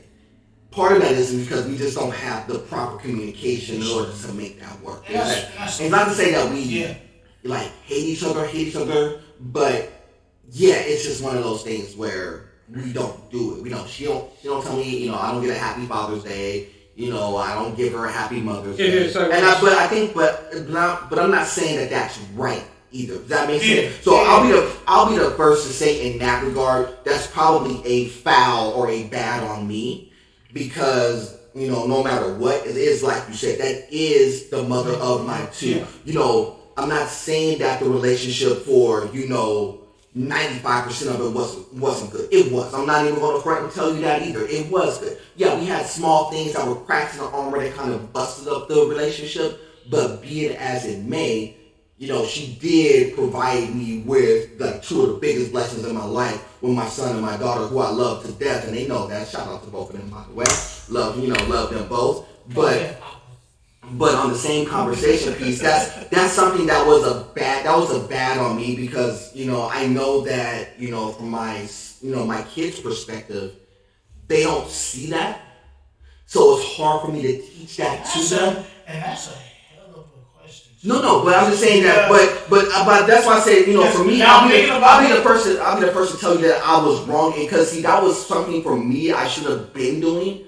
Even if no matter what the situation is. It's messing with me. I'm sorry, Kim, because it's messing with me right now, because I never thought about that. Like, do you still, even though you're not with this person, if you have kids, would you still greet them for Mother's Day? Right. Would you still say, I know we ain't together, but hey, happy birthday. Yeah, I mean, birthdays and stuff one thing, but literally, birthdays is one thing that's probably a little bit different, but at least the Mother's Day portion of it, if you have kids together. Yeah. And I know most people are kind of like me. Now I don't say nothing to them and do that, kind of keep everything separate, yada yada. No, but even though it's not like it's like trying to insinuate or build something like that, but just the sheer respect of, you the mother of my kids. You are the mother of my kids. I should have done better to at least say Happy Mother's Day, to be like, yo, Happy Mother's Day. I appreciate you. I appreciate you. That's a Christian way. Yeah, no, and like I said, and that's why I said, to me, that was on me. And I'll be there, when I knew we were going to have this conversation, I knew we were going to get there. I want to address that. Separate relationships and all that stuff, but that still doesn't negate the fact that that's still the mother of my two kids. So I still should have been bigger enough, even if she doesn't reciprocate that back. I should have been bigger enough to say that, not for anything else, so my kids can understand that, no matter what the situation is, I still appreciate the fact that she was able to give me them too. It's like an acknowledgement of respect. Right, and that was, and like I said, and that was on me, and that's why I said that's a bad on me. So, question. So, what makes a good mother? So, what makes a good mother? To be able to do as we set up our own mothers, to be able to persevere, to have the drive, to make sure that they are looking out for their kids. Good mothers is not like a cookie cutter answer. I know people think that, well, good mothers should be this. They're taking their kids here. They're doing this. There's a lot of good mothers out there that comes in all different varieties. There's good mothers who's sitting in homeless shelters, struggling, going to work to make sure, and their kids are sitting right there side by side with them. They're still good moms. They're just in a bad situation being a good mom. And I saw this last week. Sorry, go ahead. I will get you there. Mother was, go ahead. One answer. Cooking. That's it. First of all, I'm gonna say this. I don't have no money right now. I don't have no money right now. I don't have no money. I got $1. Can we get to the bill portion of the conversation, please? So, in the bill portion of the conversation is, I'm gonna say a lot of moms can't cook. We're gonna start there. I don't give a damn. Don't get it wrong. That doesn't mean that you not a. That don't mean you ain't great mom or anything. That don't have nothing to do with your mama skills, but your cooking skills. One don't know about all that. That's a different conversation. My mom go down in the kitchen. No, hey. Yeah, but you know, cooking is a skill. Not everybody has. But Cameron had to learn his chocolate cake from somebody. No, I'm gonna keep it true with you. I didn't learn the chocolate cake from my mom. I had to learn that dough on my own. Now my mama, on the other hand, where I did get from her, I ain't lying. My mom will vouch for this. I call mamas right now. You're on like, the phone. right now. Mom, that's what you cake. No, but what she did tell me was some other stuff like the oatmeal cookies, some other stuff that she knocks. Oh no, she could knock down some desserts. Don't get it. So for that question, because my grandmother, God rest her soul, the first two my things. grandmother's brought my grandmother do it. My grandmother's the reason why I do cakes, because one of the cakes that she made was the coconut pineapple cake that I brought. She's the one who started off on that. See, my grandmother, she always told me when I was young, and to this day when she passed away, she always said two things: keep your appearance up and know how to cook. Those are two things she taught me. And good God, my grandmother, woo, and my mama too, because there'd be some days my mom would go up in there, like, you made the milk from scratch, okay, but you know. But that goes back to what I was doing for you learn, yeah. But that goes back to what I was doing on like Sundays. When I would go to my grandmommy's house and she was always cooking. It wasn't like it was like, oh well, I just do something up. No, it's not like she was up there. She was up there rocking for like 4 hours. We in church, chilling, doing what we do, and then she was like, well, I can't really go to church. I don't want to be sitting all day. But she up in the kitchen, then rock like a 4-course meal, and we having like neck bone, ham hocks, and all that. We knocking out some things. Grandma be box knocking out some things. Grandma was like, we finna have some fried chicken, some macaroni and cheese, dressing, it'll be that too. Macaroni biscuits from scratch. She be in the kitchen like half the day. Did you get pig feet? Pig feet. I didn't do pig. I mean, my grandma made it, but I didn't really do pig feet or chillers or anything. But that was made from time to time. Don't get it messed up. Killed me right there when you said chillers. Good God. No, people do. People do get on gumballs. So there's certain things a brother can eat. It's gonna turn into a whole different episode. My mama could throw down. You shouldn't have said nothing about no cooking. That was your fault. That wasn't even us. Now we're on that topic. You ever run into a battle with your mom or your grandmother put together to see who cooks better? Oh no, I'm gonna tell you right now because let me tell you how this conversation goes. Rest in peace to my auntie Diane. Rest in peace to my auntie Diane, and to all my aunts and to all my uncles. Everybody know that it was grandmommy who could cook up in that mug. The only thing that she really didn't throw down better than my uncle was the barbecue. Now my uncle Daryl, he was nice on the grill, but see, he went through a lot of stuff to learn about how to barbecue. He used to go to barbecue conventions and stuff. That's how my Uncle Daryl got down.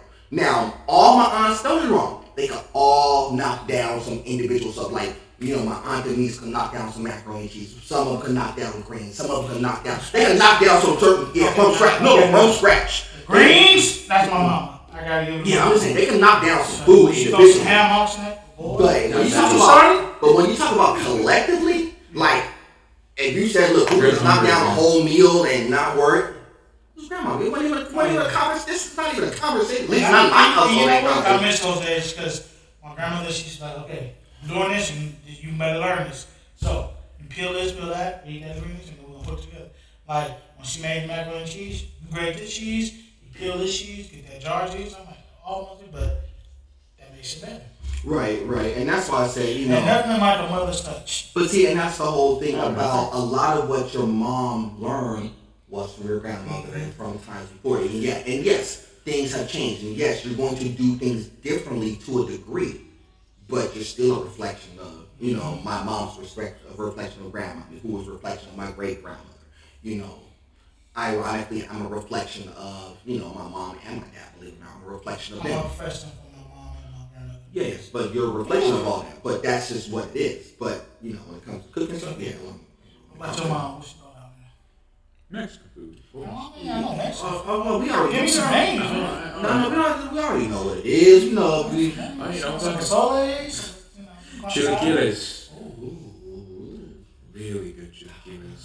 So Yeah, started it. See, you done messed up the whole. Pause it. We're going with something to eat. That's what I'm saying, man. You playing around right now. That's good food. But Mama's touch. But see, as a crew, a couple things. One, we always want to throw acknowledgement to the people who are definitely side by side with us, and our moms have always been in support. Even though my mom, she hasn't had a chance to even listen to the podcast, and she'll probably listen to this one. Yeah, this was the first one she listened to. No, she'll listen to this one, but she always has her ears around because like my cousins and stuff, they'll be listening, and then she'll be like, "Yeah, did you talk about this on your podcast?" I'm like, "Mama." So funny, I was talking to my mom the other day, like, "Hey, Mom, we're gonna be shooting Mother's Day episode. You got any topics?" She said, "Just say how you feel, baby." That's all she said. Oh yeah, nah, but wait till she come out and she'll start critiquing like a mug. And then she said, "Well, you let your friend know we don't." Yes, that's a whole fact. But but one thing I would say is that for my mom, I love my mom to death. That's first and foremost. And that's she's a reflection of my grandmother. Rest in heaven for her as well. But all the women in our family, at least in my family, they were all kind of raised in the same way. They were all kind of cut very similarly, and that's why they were able to produce a really solid family. So. But yeah, shout out. But half of them was just partying, have a good time. Right, but everybody had they grew up in that area. Yeah, but everybody had different experiences, so that's just what it is. I understand that. And so, and like I said, and shout out to all the hardworking mothers out there. Facts. Who get up, 7 days a week, go out there hustle, we see make that sure. There's some moms out there who's actually mom and fathers. Yeah. So much love and shout out to you. And I've seen people who were, they were asked at the job, well, why don't you have Mother's Day off? Because I have mothers at the job who need to have that day off, so, hey, let them rock, let them do their thing, let them have their day to shine, to hang out with their kids, do what they need to do. I wasn't tripping off that. That's part of the reason why I have to back up and do what I'm doing for my mom a week. Back up what I'm doing for my mom a week later. Speaking of moms, who just popped in, hi, Mom. Hi. How you doing? I was talking about Mother's Day. That. I was talking about we were talking about cooking. I said, man, my mom throw down some bread. And she coming in with bags. Was y'all in started? See, talking about food and cooking. But like I always said, shout out to all the hardworking mothers out there who get up 27 days a week, put in that work, making sure, there's food on the table for the kids and everything. Because, there's mothers out there that struggle and That's true, and that's why I said, shout out to every single mom that's out there, working on the grind, doing whatever they need to do to make sure that their family and their household is taken care of. Because a lot of times you really don't see that. There is certain moms who don't go through that extra effort. I know that sometimes it's circumstantial, but sometimes it's not. But the shout outs to the ones who are just driving and doing whatever they can to make sure that their family and their household is taken care of. Now, a couple more topics before we head out. Y'all ready? Go for it. All right. Couple of topics. We gotta get to some fun stuff real fast. Well, not some fun stuff, but some real stuff. What? Huh? I got you. Ready? Excited. I know he is ready. All right. So, about a week and a half ago, I don't know if y'all was paying attention on Twitter or on YouTube. We were talking about life and death on the last episode. There was a guy who had passed away. His name is Kevin Samuels. Now, Kevin Samuels is a person who was like one of those relationship, self-help, make sure men are doing better, make sure women are doing better, to present yourself in a way so if you're trying to get into a relationship, he was one of those guys. Mm-hmm. And so he passed away. He had passed away via heart attack. So, for his family, blessings and, condolences to your family, the Kevin Samuels family. Yes. Oh, real quick. Who's that dude that just died? Fred. The dude from Tremors. Fred. Yes. Fred Ward. Yeah. We just found out he died. Yeah. Yeah. So he had passed away today. That's one of those days. Well, it's extremely recent. Sorry, I didn't just. No, it's fine because it's kind of going to go to what I was saying. But one is that there's still just a lot of people falling on the wayside, and it's happening every day. So it goes back to that live your life to the fullest. But the second part of that was, with Kevin Samuels, he kind of, he went against the grain. Even though he was right intentions, right thing in mind, trying to build up, women in particular, trying to get guys to do better as far as like their presentation, their health, they're getting their money up, trying to get women to do the same thing, like be more presentable and stuff. It was crazy that when you run down the Twitter feed and run down the Instagram feed, it was so many people who was bad mouthing him like, "Ooh, he's dead for real. Good riddance. He's dead. I hated this dude." It was really, really Can bad. Can you tell me, were most of the comments from men and women, or It was both? It was from women, because he would go hard on both spaces, but men would take it as, okay, we get it, we understand. But a lot of the women were like, they were really taking that really hard what he was saying. It's like, look, if you want to be with a guy who is like this, with you gotta be like this. But you gotta present yourself to be better. And I always say that, I tell you that all the time. I agree to a degree with what he was saying. If you want somebody in a certain space, or if you figure that I want to be with a person like this, you to a degree have to match up. Yeah. Meaning that if you want somebody who's about money or all this stuff, you gotta have money. If you want somebody who look a certain way, guess what you're gonna have to do?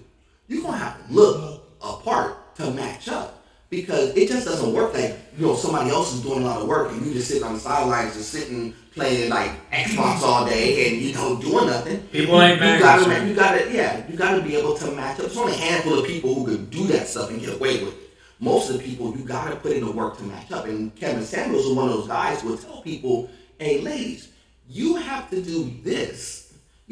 Present yourself better, speak a little bit better, be a little more courteous, things like that. And, not be so caught up in money if you want somebody who is high value, because the definition of high value is a very subjective term." But he will be presenting this to men and women alike. But a lot of the women didn't really respond to it because he thought he was bashing, especially black women, by the way. And they were like, "Well, who are you? You're not in a relationship. You're not in this." Come to find out, he was in a relationship. He just kind of kept it quiet because he didn't want it all out in the sphere like that. All men have a right to privacy. Right. But it was just terrible how people in somebody's death were like happy that somebody died. That's the reason why I wanted to tell it to y'all, because it was like terrible that, people were happy that they were dead.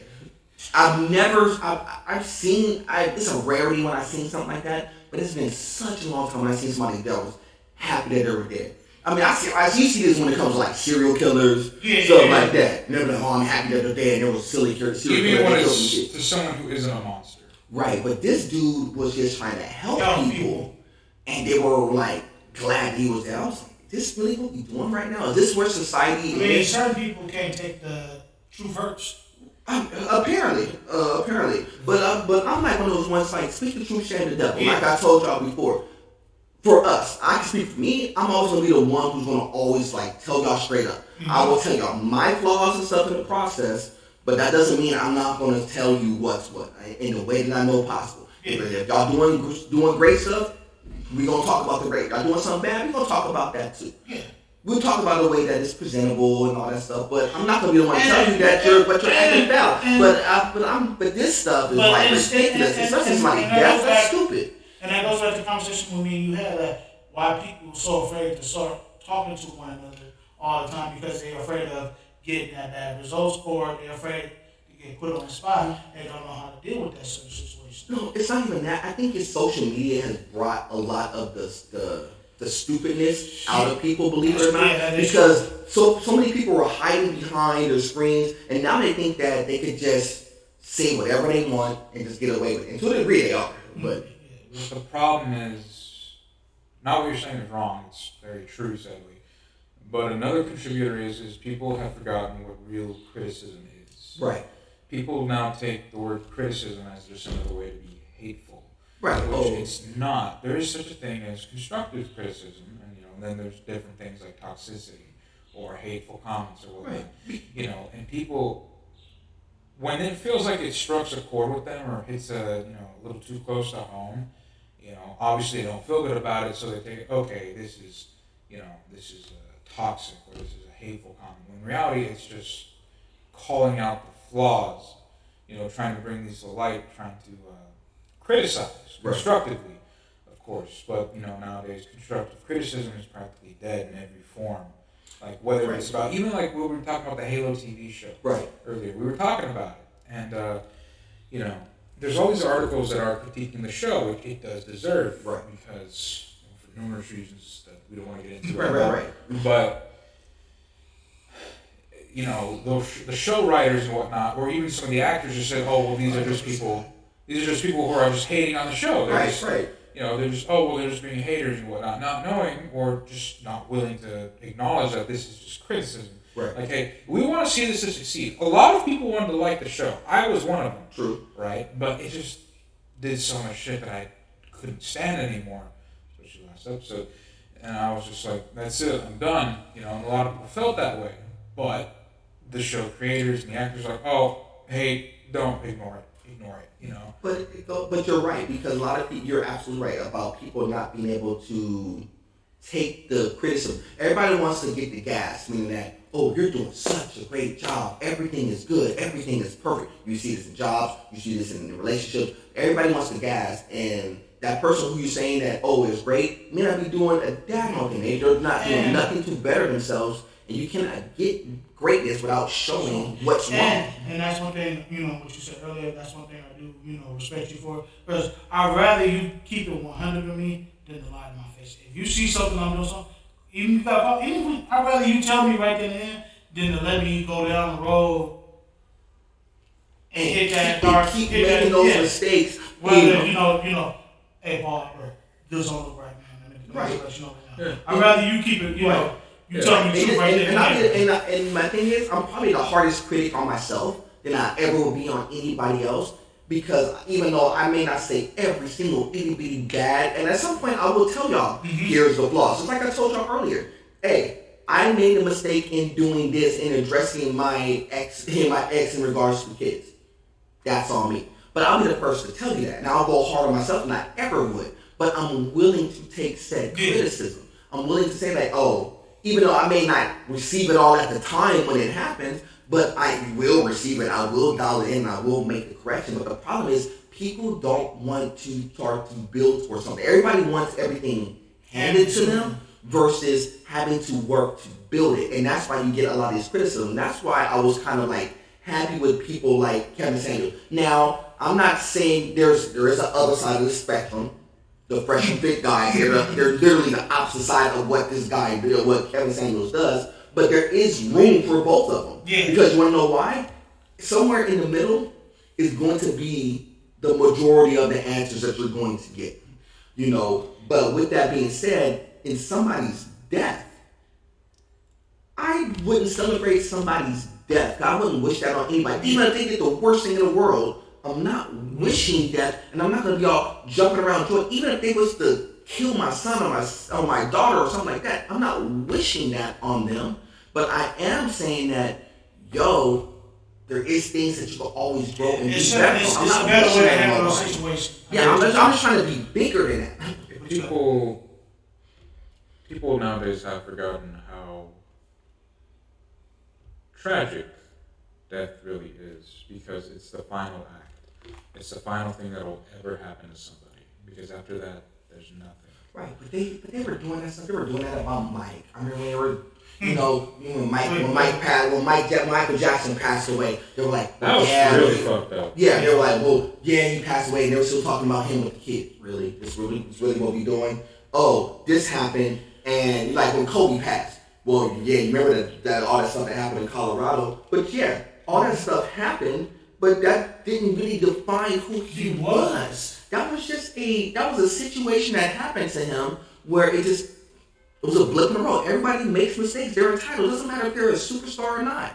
They're entitled. You're entitled to make mistakes. They're entitled to make mistakes. The thing is that when someone dies, they feel like it's free reign. Right. Now there's no, what are they going to say? They're dead. Yeah, but in death... And you see that happen a lot too, especially in the celebrity world. Right, it's stupid. I promise you, it really is really stupid. But I wanted to bring that up because I want to throw that to y'all attention.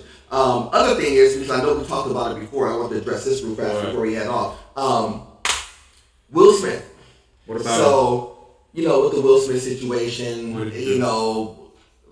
quick recap, y'all know what happened at the Oscars, all that stuff, right? Yeah. So fast forward now, since all kind of the energy died off of it, what did Chris Rock start doing? So when it shows, now he's starting to shoot the jokes out now. Now he's starting to address it now. He wasn't addressing it then when it was like a hot button topic. He let everything die down, and now he's popping off jokes. Why do you think he's doing it now? Because he can. Yeah, of course. Oh, yes. With obvious reason, yes. Because he can, and he knows for a fact he ain't got nothing to lose right now because it already happened. I mean, what else can happen? I mean, you can't, and I'm not gonna say that Chris Rock gonna use those to attack or say, Will Smith is always gonna be a bad person. That's not what I'm saying. God forbid. I hope the brother do bounce back because he is one hell of an actor. But at a certain degree,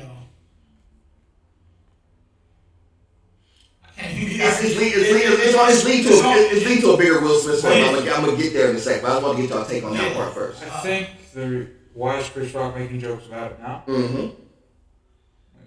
Like barbecue, you let it marinate. You let it sit from it. You let it get flavor. And now it's ready to cook. So now he's cooking. I got you. But do you think that it's more of a, now that the buzz is down, he's trying to regenerate it now just to get buzz for himself?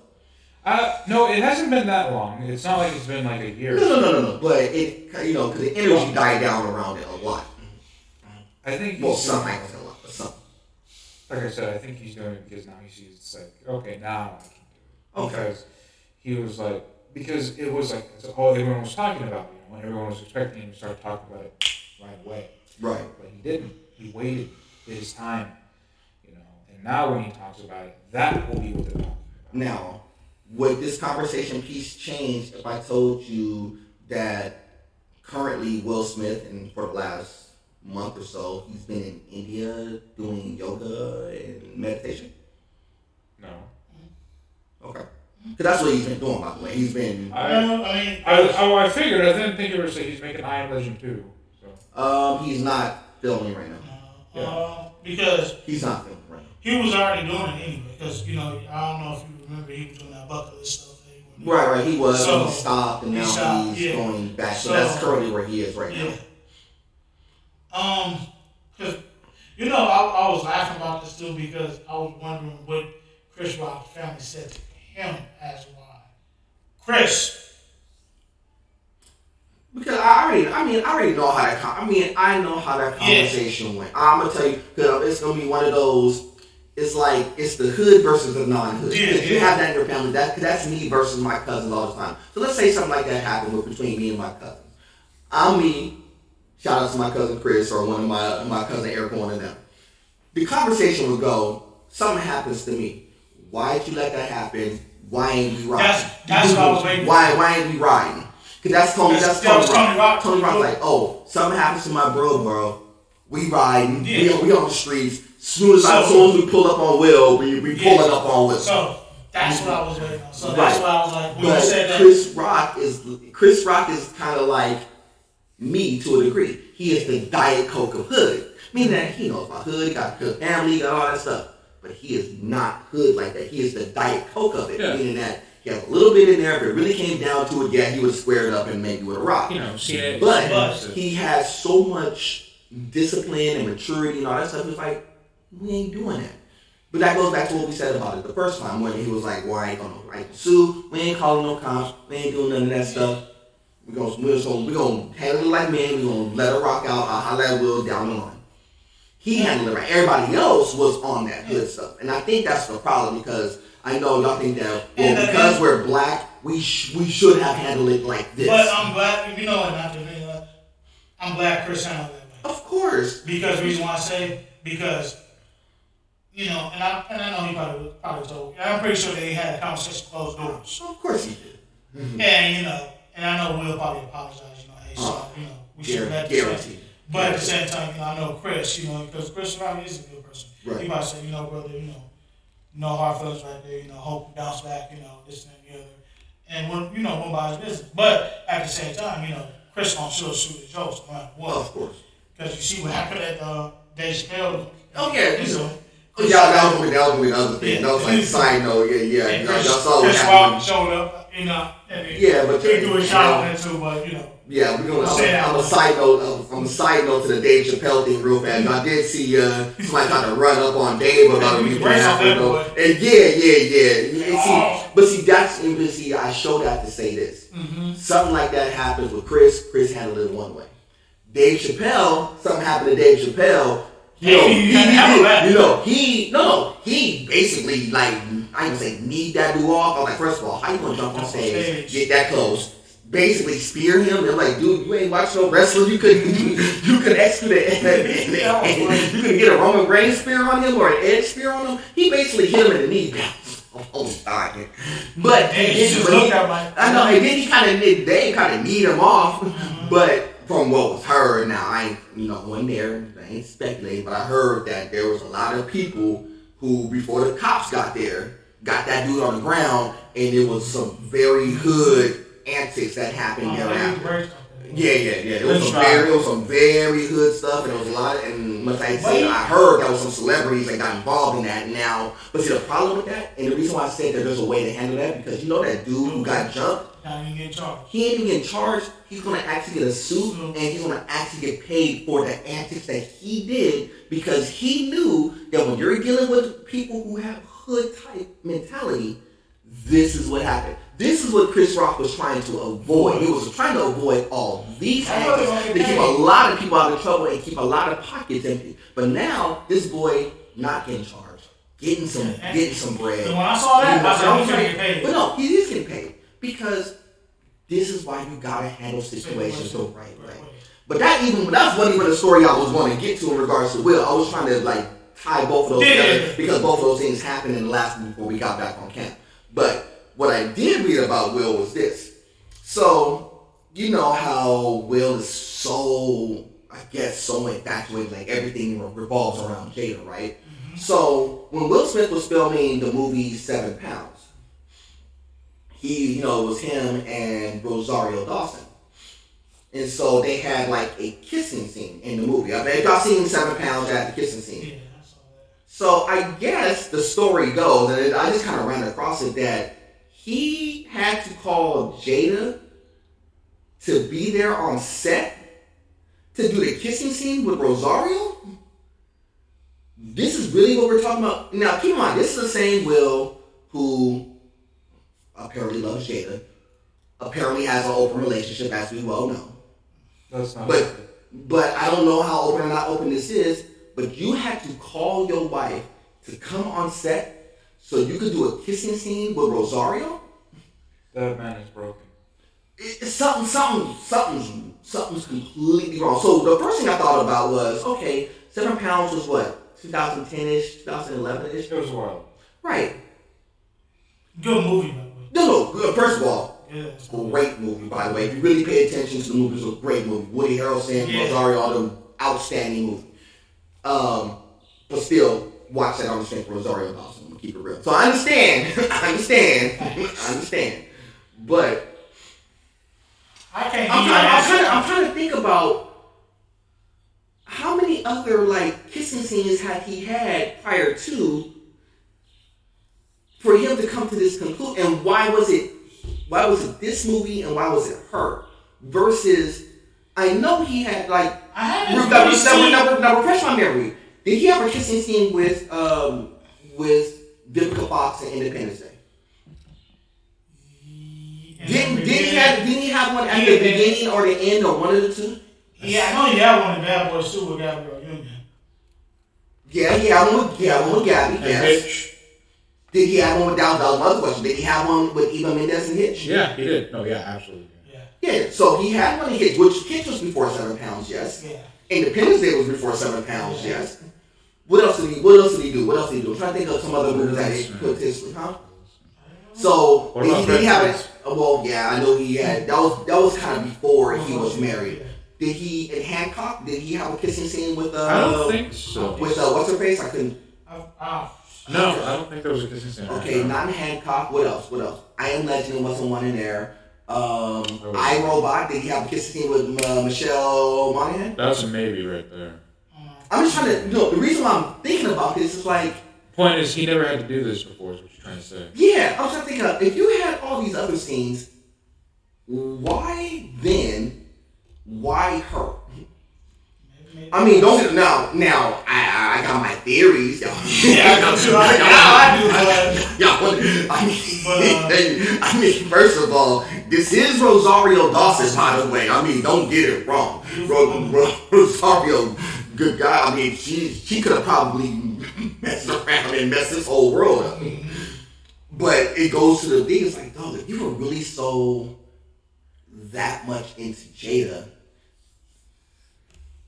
what happened thereafter where your relationship is that open?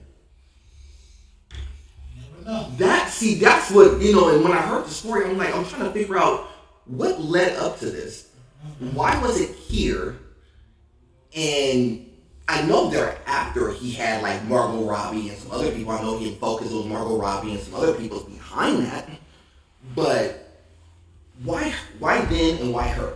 And I guess the story goes that, he was so uncomfortable that Jada was literally like, dang near on team. You might as well could have just gave her a writing part at that point. That's not healthy. That man is broken. It's just like, are you that? I mean, Whip. I don't want to say whip, but it kind of looks, I mean, I hate using that term, but it kind of looks like that. They're so engrossed with Jada. It's like, I'm not trying to be mean, but that's what this sounds like. Yeah, but what makes it's because the way Jada treats him, it is not with the same like courtesy or respect. I mean, at least on paper, at least from what we've seen. Now we don't know what's behind closed doors. I'm not saying that, but from what we have seen of Jada and your relationship, especially as of late, it doesn't seem like this matches up to something that Jada would have done. I remember when Jada was in Woo and she had her kissing scene and Will ran up there and almost wanted to like whoop up on Tommy Davis over the kissing scene. I do know about that. That's documented. And Tommy Davidson told that story many a time where, Will Smith literally ran up on him on nothing. He didn't write that script? No, but it was just a kissing scene and Jada, and he was so like distraught about it. And Woo was in like what? 96, 95, 96, somewhere in that area. And he was literally going to run up. He was really literally running up on Tommy Davis. Like, you kissed up on my girl in a movie and was ready to like throw mitts. This goes. That's the power of what I call. Apparently. But it has to. To make a brother do all that, it has to be amazing. But see, it's like, dude, part of it is like Will Smith, you had probably choice of every single woman on this planet minus probably 15. I mean, literally, like the 15 that you probably can't get your hands on right now, and you probably could have if you really, really, really, really wanted to. He's kind of in that Tom Cruise, Matt Damon, type conversation where you just got access to anybody. That's just the power of her but and what she got, and know how to control that. But that's the thing. Is it that manipulating? Yes. For it to be to that point where he has to call somebody, was you that? I mean, I personally thought about like, dude, was you that scared of Rosario? I mean, I understand who Rosario is and what she resembles. Like, to me, she probably could have been the next, like Mrs. Smith, for real. But was it that? Was it really like her out of all the ones, like her? I mean, don't get me wrong. You had, like I said, you had Gabrielle before she was married to Dwayne Wade. She's dope. We know that. You had Eva Mendes. Everybody knows Eva Mendes. Everybody knows Eva Mendes is dope. Trust me. I mean, don't get it wrong. Everybody knows that. That goes without saying. We mad. She with those. We mad. She has a baby with what's her name? Well, what's his name right now? That's what I'm saying. It's like, I'm like, dude, we already know what's what. I'm just like, to me, it's like when I think about that, it's like, oh, really? This really where we at with you? But this was then. This was like almost 10 years ago, and then they That's the power of what you have, and knowing what you can do with it. To make a man do that. I mean, well, we already know that because she made him. she made him get to the point of basically foregoing a good portion of his career for the time being. So we already know that aspect. So, but it's like, I mean, which I don't have an answer for that. If you ever I don't know if, I mean, don't get me wrong. I don't know. It's something we might have to come back to. I know. Well, real quick, have you ever heard of the phrase? You know, people used to make the jokes like, oh, what no pussy does to a motherfucker. This is a case of, well, I've seen what it does to a motherfucker, and this seems to be the result. Yeah, but it's not like he has it. He's in an open relationship, so it's not like, dude, he don't have access to. It's not open. It's just one person. Right, but it can't be that. It can't be that. It can't be that fire. Can. And I know kind of. No. You've been around long enough to know this. To know that game. I mean, I know the game, but it's like you've seen it.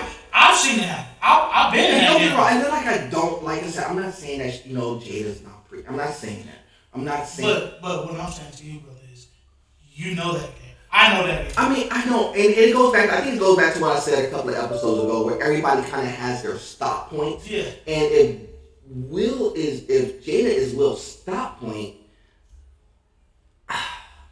it's just tough. I mean, it's just tough because I don't know. It's like, if that's your stop point, and if you're just like willing to sacrifice everything. But on the flip side, she is not even willing to even respect it, let alone, appreciate it.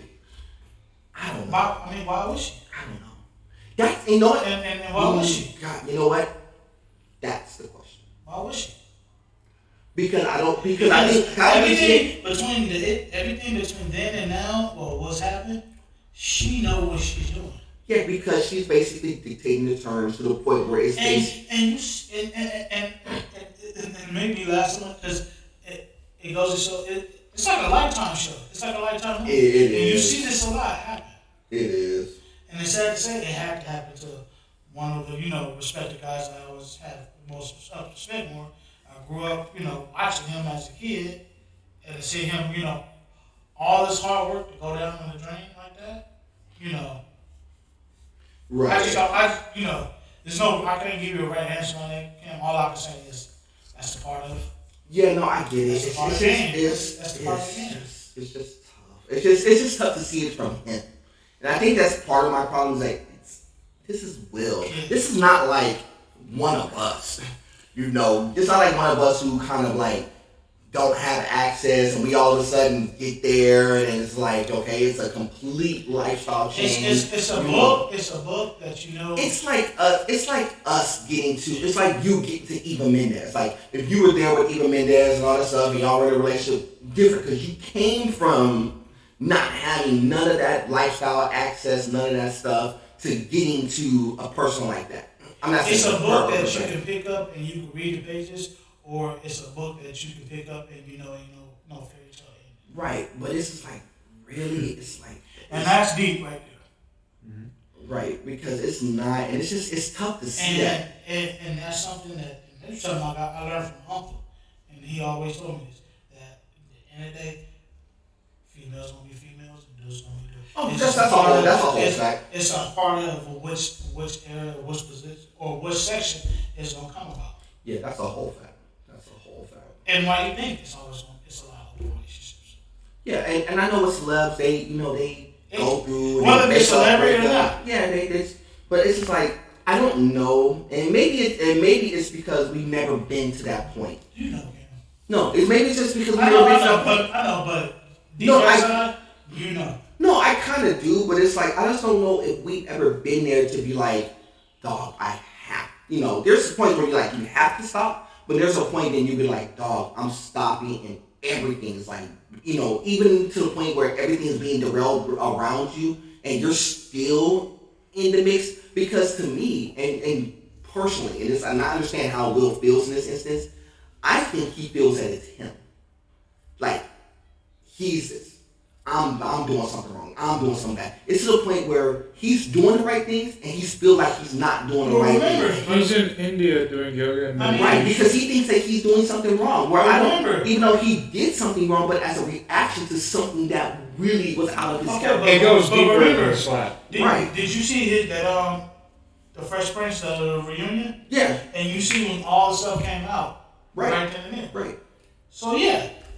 Right. But no, I put it like this: nobody should have to suffer for past mistakes. If you learn, you can own up to it, and you're willing to fix it, by all means. Right. But like you said, if you can't see that, right. But even then, I'm not saying that he did stuff that was completely wrong. It's just like he feels that, at least in his relationship, that it's just me. She's perfect, and it's just me. That happens in a lot of relationships. Yeah, I know. I get it. I get it. No, I'm not, I know you understand that. I understand that fully. Because a lot of times you do feel like that's like, oh well, it's just me. No matter what, it's me. No matter what, it's me. Even though it may not be you. Yeah. But they're gonna make you feel like it's you. And so you do all these extra knee-jerk reaction stuff, not really thinking that I'm kind of right in this situation. And that's what a lot of people. And that's what a lot of stuff happens because people drop their guard on lies. Right. And that's why I was like, it's pretty crazy. But I just want to address those things. I know these are things that all happened within the last 2 weeks. So I want to address that now. For the people who's been listening along, who's gotten along this far down in the podcast, first of all, I appreciate y'all rocking along with y'all squad. Of course, like I said, if y'all didn't do it at the door, y'all can definitely do it at the exit. Make sure y'all like and subscribe and recommend the page if y'all so choose to. Leave comments below. As y'all well see, we do respond to comments. One of the comments I do want to address is that somebody said, are we gonna do the Ron PVC episode for the YouTube page? The answer is yes. We're going to do the Ron PVC episode coming through soon. We just got to make sure, we got to make sure Ron is ready for it, though. So we want to make sure that he's ready, give him some time. We got to get our schedules put together. But we are putting together the Ron PVC episode. We're going to have our boy Ron in the building. We're going to do an episode where we talk about some of the same stuff we're covering, but some different stuff, some sports stuff like we always do. But we definitely going to do that. Sports, man. Yeah, but we definitely going to do a lot of different things when it comes to him. We're going to do some other content as well, but I definitely want to address that. But definitely, we do read the comments, so definitely, like the page, subscribe to the page if you definitely like what we're doing. Definitely leave comments below, so we definitely do see, listen, and do respond to those. If you don't want to hit us there, you can hit us at pvcpodcast@gmail.com, of course. At 10 subscribers, we're going to do an episode with Paul Shirtless. Nah. But I do thank every person. I do thank people. I do thank each and every one of you who has liked and who has subscribed to the page so far. We definitely appreciate the support. Tell your friends about us. Tell your friends about us. Keep us in the algorithm as much as you can. We're gonna continue to do what we do, of course. So Cam. Talk to me. So final thought on what we talked about from others. Cameron's final thoughts. So my final thought would be, for me, I love my mom. Man, I sound like Jay I'm sorry. No. I'll do my final thought first. First of all, I love my mom to death. I think she's the greatest. She already knows that. Always have much love and appreciation for that. But even for all the mothers that are out there, keep doing what y'all do. Keep grinding. Keep pushing. Keep doing the best that you can to provide for your son or daughter, or even if it's your stepson, your stepdaughter, whatever the situation may be. Hey, keep pushing, keep doing what you do. That's always going to be loved, respected, and admired at all points in time. Even when you think people are not paying attention, we always watch. We definitely always watch it. So in that regard, definitely with that, Mother's Day, is not just a day to just celebrate that. We should be kind of commending and, celebrating that all year round. In regards to the other stuff real fast, make sure that you kind of do whatever you can to keep your focus up. Don't let all the stuff in social media, just sway you. Don't always hide behind the Twitter and Instagram and all that stuff. be a respecter of life. Again, shout out to Kevin Samuels and his family who passed away. Shout out to dude from Friends who have passed away as well in the last couple of days. Condolences go off to their family and stuff, in behalf of the PBC crew. But I definitely want to address that. Vic, talk to him. Vic? Well, one of the things I want you to take away from this episode today is that I hope you don't rely on a single day out of the year to celebrate your mother. You don't need Mother's Day to love your mother. You should be able to love her any day of the year. You should be able to do anything with her whenever you want, or hell, just for the hell of it. Because like Paul said earlier, you only have one mother, and you only have one life. So you want to make sure that she knows that you love her, that you cherish her, and that you care for her. And if you yourself, listening, are a mother, then I hope you have everything you need. It's a tough world out there, and it's only getting rougher and harder. And I pray and hope that things for you would be smooth sailing.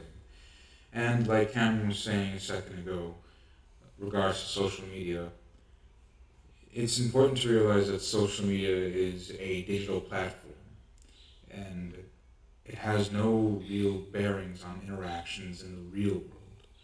How you act on social media should not be how you act in real life. In real life, in the actual world, you should be respecting, caring, and considerate, at least the best of your ability. You shouldn't be so quick to dismiss or so reactive on a primal level. You should be able to hold conversations with people. You should be able to take criticisms, to hear flaws, also able to give criticism and point out flaws, because if someone can help you, then you can probably help somebody else. And at the end of the day, helping other people become better people makes a better world. And that's all I really had to say on that. And of course, I wanted to thank you all for listening to another episode of PVC and our second video now being put up. It means a lot to us, more than I could properly express in words. And I hope to see you all, or not see you all, but hope to have you all here again, and always as every episode we put up. Because our audience is what makes us, and we need you, and we hope you'll return. Now I'm going to pass the torch here to my brother Paul. Paul, do you have any final thoughts on this conversation? I'm choked up, man. You got all serious with you two. Seriously, son. Take off the do-rag. Got him. That's my mama's fault, man. She I swear to God, my mama got me good. She kept pointing out that you on ball right there. So what had happened was before he had everything all showing and stuff, Miles pulls up and then he put the scully on, put the hat on. Yeah, my mama made me she said you on ball, man. I know how it is. You straightened up real fast, though. That's good on that one. Yeah.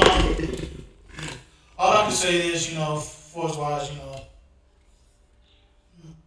your mother's everything, whether you like it or not. Your mom always gonna be there, no matter what happens, whether it's for the good thing or the bad thing.